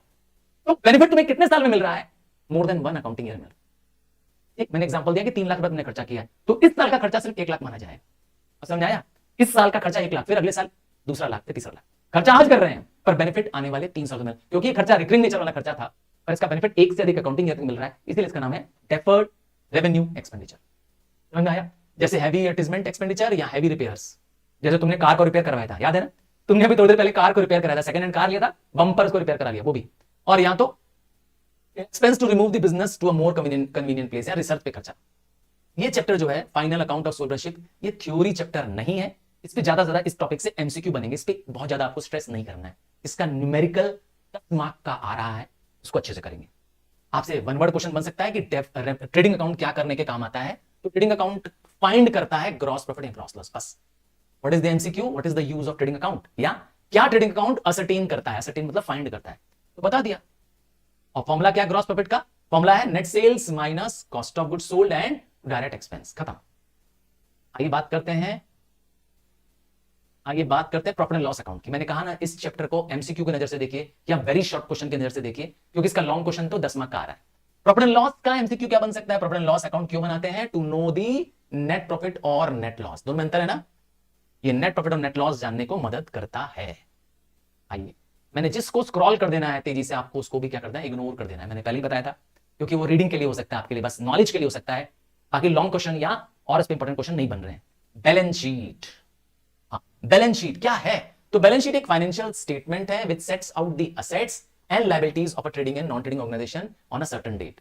तो एक सर्टेन डेट पे, वो डेट क्या है? Year end. तो at the end of the financial year में बिजनेस के पास क्या क्या असेट्स हैं, क्या क्या लायबिलिटीज है, इसका एक लिस्ट लिख दी जाती है, एक स्टेटमेंट बना दिया जाता है, नाम है balance sheet. So balance sheet is not an account. Why? Because it does not show the differences. It only shows the totals of the asset and total of liability, which are always as balanced. A balance sheet is like a taraju. It is like a beam balance. where L say left and on the left side liability is recorded, which are the obligations and the payments that the firm has to pay and the assets or the properties that the firm has. दोनों को क्या करता है, वो balance करता है. This record is called as balance sheet. Clear है? Balance sheet क्या होती है? Balance sheet financial position of the firm बताती है. कीवर्ड क्या है? क्या बताती है? Financial position of the firm बताती है. फर्म की फाइनेंशियल पोजीशन क्या है. चलिए आगे बढ़ जाते हैं. कॉस्ट. इस चैप्टर से कॉस्ट वाले चैप्टर से एक क्वेश्चन आएगा, शॉर्ट क्वेश्चन आएगा, और वो आएगा नेचर ऑफ द कॉस्ट पूछ करके कि classify the nature of cost. चलिए मैं बता दूंगा अभी क्या आने वाला है. कॉस्ट का मतलब अगर एक कंज्यूमर से पूछेंगे तो जब वो सामान खरीदता है तो कहता है मेरा कॉस्ट लग गया. एक प्रोड्यूसर से पूछेंगे तो कुछ बना रहा है, वो कहेगा मैंने जो बनाया, जो मेरे पैसे लगे बनाने में. अब दोनों में के लिए कॉस्ट अलग अलग है. आइए बात करते हैं कॉस्ट की. तो money spent on material is the cost of material. Money spent on labour is cost of labour. तो what is cost? The amount of sacrifice is called as cost. ठीक है. अब बात करते हैं टाइप्स ऑफ कॉस्ट. मैंने कहा यही टाइप में से आना है. On the base of nature. On the base of nature में बात किया गया है तो दो कॉस्ट है. डायरेक्ट कॉस्ट, ये वो कॉस्ट होता है जिसको आप डायरेक्टली ट्रेस कर सकते हैं, मतलब आप देख सकते हैं प्रोडक्ट के अंदर. सर एग्जांपल दीजिए. जैसे कि आपके पास है बुक्स प्रोडक्शन, आपके पास है बुक्स का काम, तो बुक्स में पेपर दिखेगा कि नहीं दिखेगा? तो पेपर जो बुक में लगा है वो क्या है? Direct cost. कैसा चीज है पेपर? वो है डायरेक्ट मटेरियल. अब समझ में आया? जो चीज जिसको आप क्या करें, ट्रेस कर पाए, देख पाए. अब मैं कहूंगा बुक में लगी है, बुक में लगा है ग्रीस. आप कहेंगे सर क्या बात कर रहे हैं, बुक में ग्रीस कहां लगती है? तो ये है इनडायरेक्ट मटेरियल. सर कैसे? बुक में तो ग्रीस लगती ही नहीं है. मैंने बोला तो इनडायरेक्ट, वो which can not be traced, which can not be seen in the final product. पर याद रखिएगा जो मशीन बुक को छाप रही थी उस मशीन में ग्रीस लगाई गई थी ताकि वो मशीन अच्छे से चल सके. तो वो मशीन जिससे पेपर छपा, समझ गए, वो बुक छपी, उस पे जो लगा ग्रीस, वो है क्या? तुम्हारा इनडायरेक्ट मटेरियल. तो जो मटेरियल आप क्या कर पाए, जो मटेरियल आप देखें कि part of the finished product है, मतलब आपको फिनिश प्रोडक्ट में वो दिखाई दे रहा है. अब फर्नीचर की कंपनी है, हाँ कोई फर्नीचर कंपनी है, मान लेते हैं टेबल चेयर बनाती है, फर्नीचर कंपनी है. तो टेबल चेयर में प्लाई बोर्ड दिखता है कि नहीं दिखता है तुमको? अरे लकड़ी दिखती है कि नहीं दिखती है? तो लकड़ी क्या है? Would in a furniture company is direct material. अब समझ में आया डायरेक्ट मटेरियल क्या होता है? ये रहा, wood used in the company is called as a direct material, क्योंकि वो आप देख सकते हैं, ट्रेस कर सकते हैं. इसी तरह से एक वर्ड आता है डायरेक्ट लेबर. ये डायरेक्ट के अंदर ही चल रहा है. ये वो लेबर होगा जो एक्चुअली में काम कर रहा है. ये वो लेबर है जो डायरेक्ट पार्ट कर रहा है प्रोडक्शन करने में. जैसे कि मैंने कहा कारपेंटर. कौन? कारपेंटर. सर ये कौन होता है? अरे भी बताया तो, जो व्यक्ति फर्नीचर बना रहा है, लकड़ी काट रहा है, चीर रहा है, फर्नीचर में जोड़ रहा है, वो है कारपेंटर. तो वो डायरेक्ट लेबर है क्योंकि एक्चुअली में प्रोडक्शन कर रहा है. जबकि एक और खर्चा होता है जिसका नाम है डायरेक्ट एक्सपेंस. ये वो एक्सपेंस है जिसको आप किसी स्पेसिफिक कॉस्ट पे देख सकते हो लगता हुआ. अब तुमने मशीनरी काटने के लिए जो कुल्हाड़ी या मशीन मंगवाई, वो भाड़े पे मंगवाई थी, तो वो पैसा क्या लग जाएगा? डायरेक्ट एक्सपेंस हो जाएगा. कोई रेंट पे किया किसी मशीन का इस्तेमाल करने के लिए तुमने, तो वो क्या हो गया? डायरेक्ट एक्सपेंस हो गया. अब इसका उल्टा करते जाएं तो क्या हो जाएगा? इनडायरेक्ट. मतलब जिसको आप क्या नहीं कर सकते, ट्रेस नहीं कर सकते, जिसको आप आइडेंटिफाई नहीं कर पाएंगे, देख नहीं पाएंगे कि फिनिश प्रोडक्ट में कहां है. You can not trace it to the production. जैसे एग्जांपल है इनडायरेक्ट मटेरियल. तो मैंने बताया आपके मशीन में कॉटन वेस्ट लगा है, आपके मशीन में स्टेशनरी लगा, प्रिंटिंग लगा, कॉटन वेस्ट लगा, नेल ग्लू पॉलिश लगी, ये सब मशीन में लग रही थी फर्नीचर बनाने के दौरान, पर आउटपुट में दिख नहीं रहा है. कहां दिख रहा है? ग्लू पेस्ट लगा है. तो ये है इनडायरेक्ट मटेरियल. इनडायरेक्ट लेबर भी वो लेबर होता है जो गुड्स के प्रोडक्शन को तो नहीं करता है, पर प्रोडक्शन को स्मूथ बनाने में मदद करता है. Incidental to the goods produce होता है. जैसे एग्जांपल है आपकी फैक्ट्री में बैठा स्टोर कीपर. स्टोर कीपर क्या करता है? स्टोर में सामान बस गिन के रख देता है. इसका जिम्मेदारी होता है स्टोर में सामान काउंट करके रखना, जब जरूरत पड़े तो काउंट करके बाहर निकाल देना, बस. तो वो तो प्रोडक्शन कर नहीं रहा है, पर प्रोडक्शन नहीं कर रहा है, कारपेंटर नहीं है, पर फिर भी इसके बिना काम तो नहीं चलेगा. सोचिए गार्ड बैठा है आपकी फैक्ट्री में. अब गार्ड तो प्रोडक्शन नहीं करता है ना, वो तो गेट के बाहर बैठा होता है, पर वो देखता है कितने वर्कर कितने टाइम के अंदर एंटर किए, उसका टाइम नोट करता है, वर्कर के बाहर जाने का टाइम नोट करता है. देखा, फैक्ट्री की सेफ्टी का ध्यान रखता है. अब देखा क्या करते हैं? तो इनडायरेक्टली कहीं ना कहीं तो काम कर रहा है, पर प्रोडक्शन में काम नहीं कर रहा है.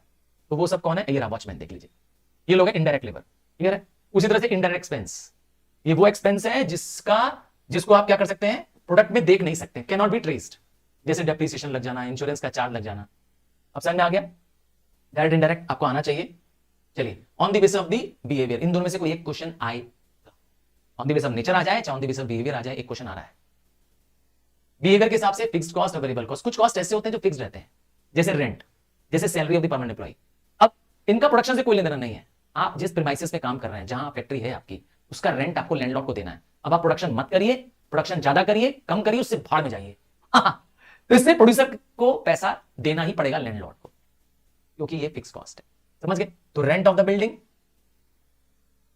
फैक्ट्री के मैनेजर की सैलरी, क्योंकि इनको आउटपुट से कोई लेना देना नहीं है, दे रिमेन कांस्टेंट, फिक्स्ड है। इनका पैसा एक टाइम के अंदर देना होता है, जबकि वेरिएबल कॉस्ट कैसा होता है, ये वेरी करता रहता है। जैसे लेबर को वेजेस देते हैं, सैलरी नहीं देते हैं, क्या देते हैं? वेजेस। अब जितने दिन काम करेगा, 5 दिन फैक्ट्री खुली है, 5 दिन फैक्ट्री चल रही है, तो 5 दिन काम करने आओगे, 5 दिन का पैसा मिलेगा। समझ में आया? तो लेबर, वेजेस, पावर, ये सब डायरेक्ट है। कुछ ऐसे खर्चे होते हैं सेमी फिक्स्ड होते हैं। सेमी फिक्स मतलब पार्टली फिक्स्ड होते हैं, मतलब ये खर्चे कुछ हद तक वेरी करते हैं और कुछ हद तक फिक्स भी होते हैं। जैसे कि टेलीफोन का बिल, या कुछ हद तक इलेक्ट्रिसिटी चार्ज भी। हाँ, कुछ हद तक इलेक्ट्रिक चार्ज क्या होती है? फिक्स होती है। आप बिजली जलाएं ना जलाएं, इतना मिनिमम इलेक्ट्रिसिटी बिल तो आपको देना पड़ेगा। हाँ, रेंटल टाइप का समझ लीजिए।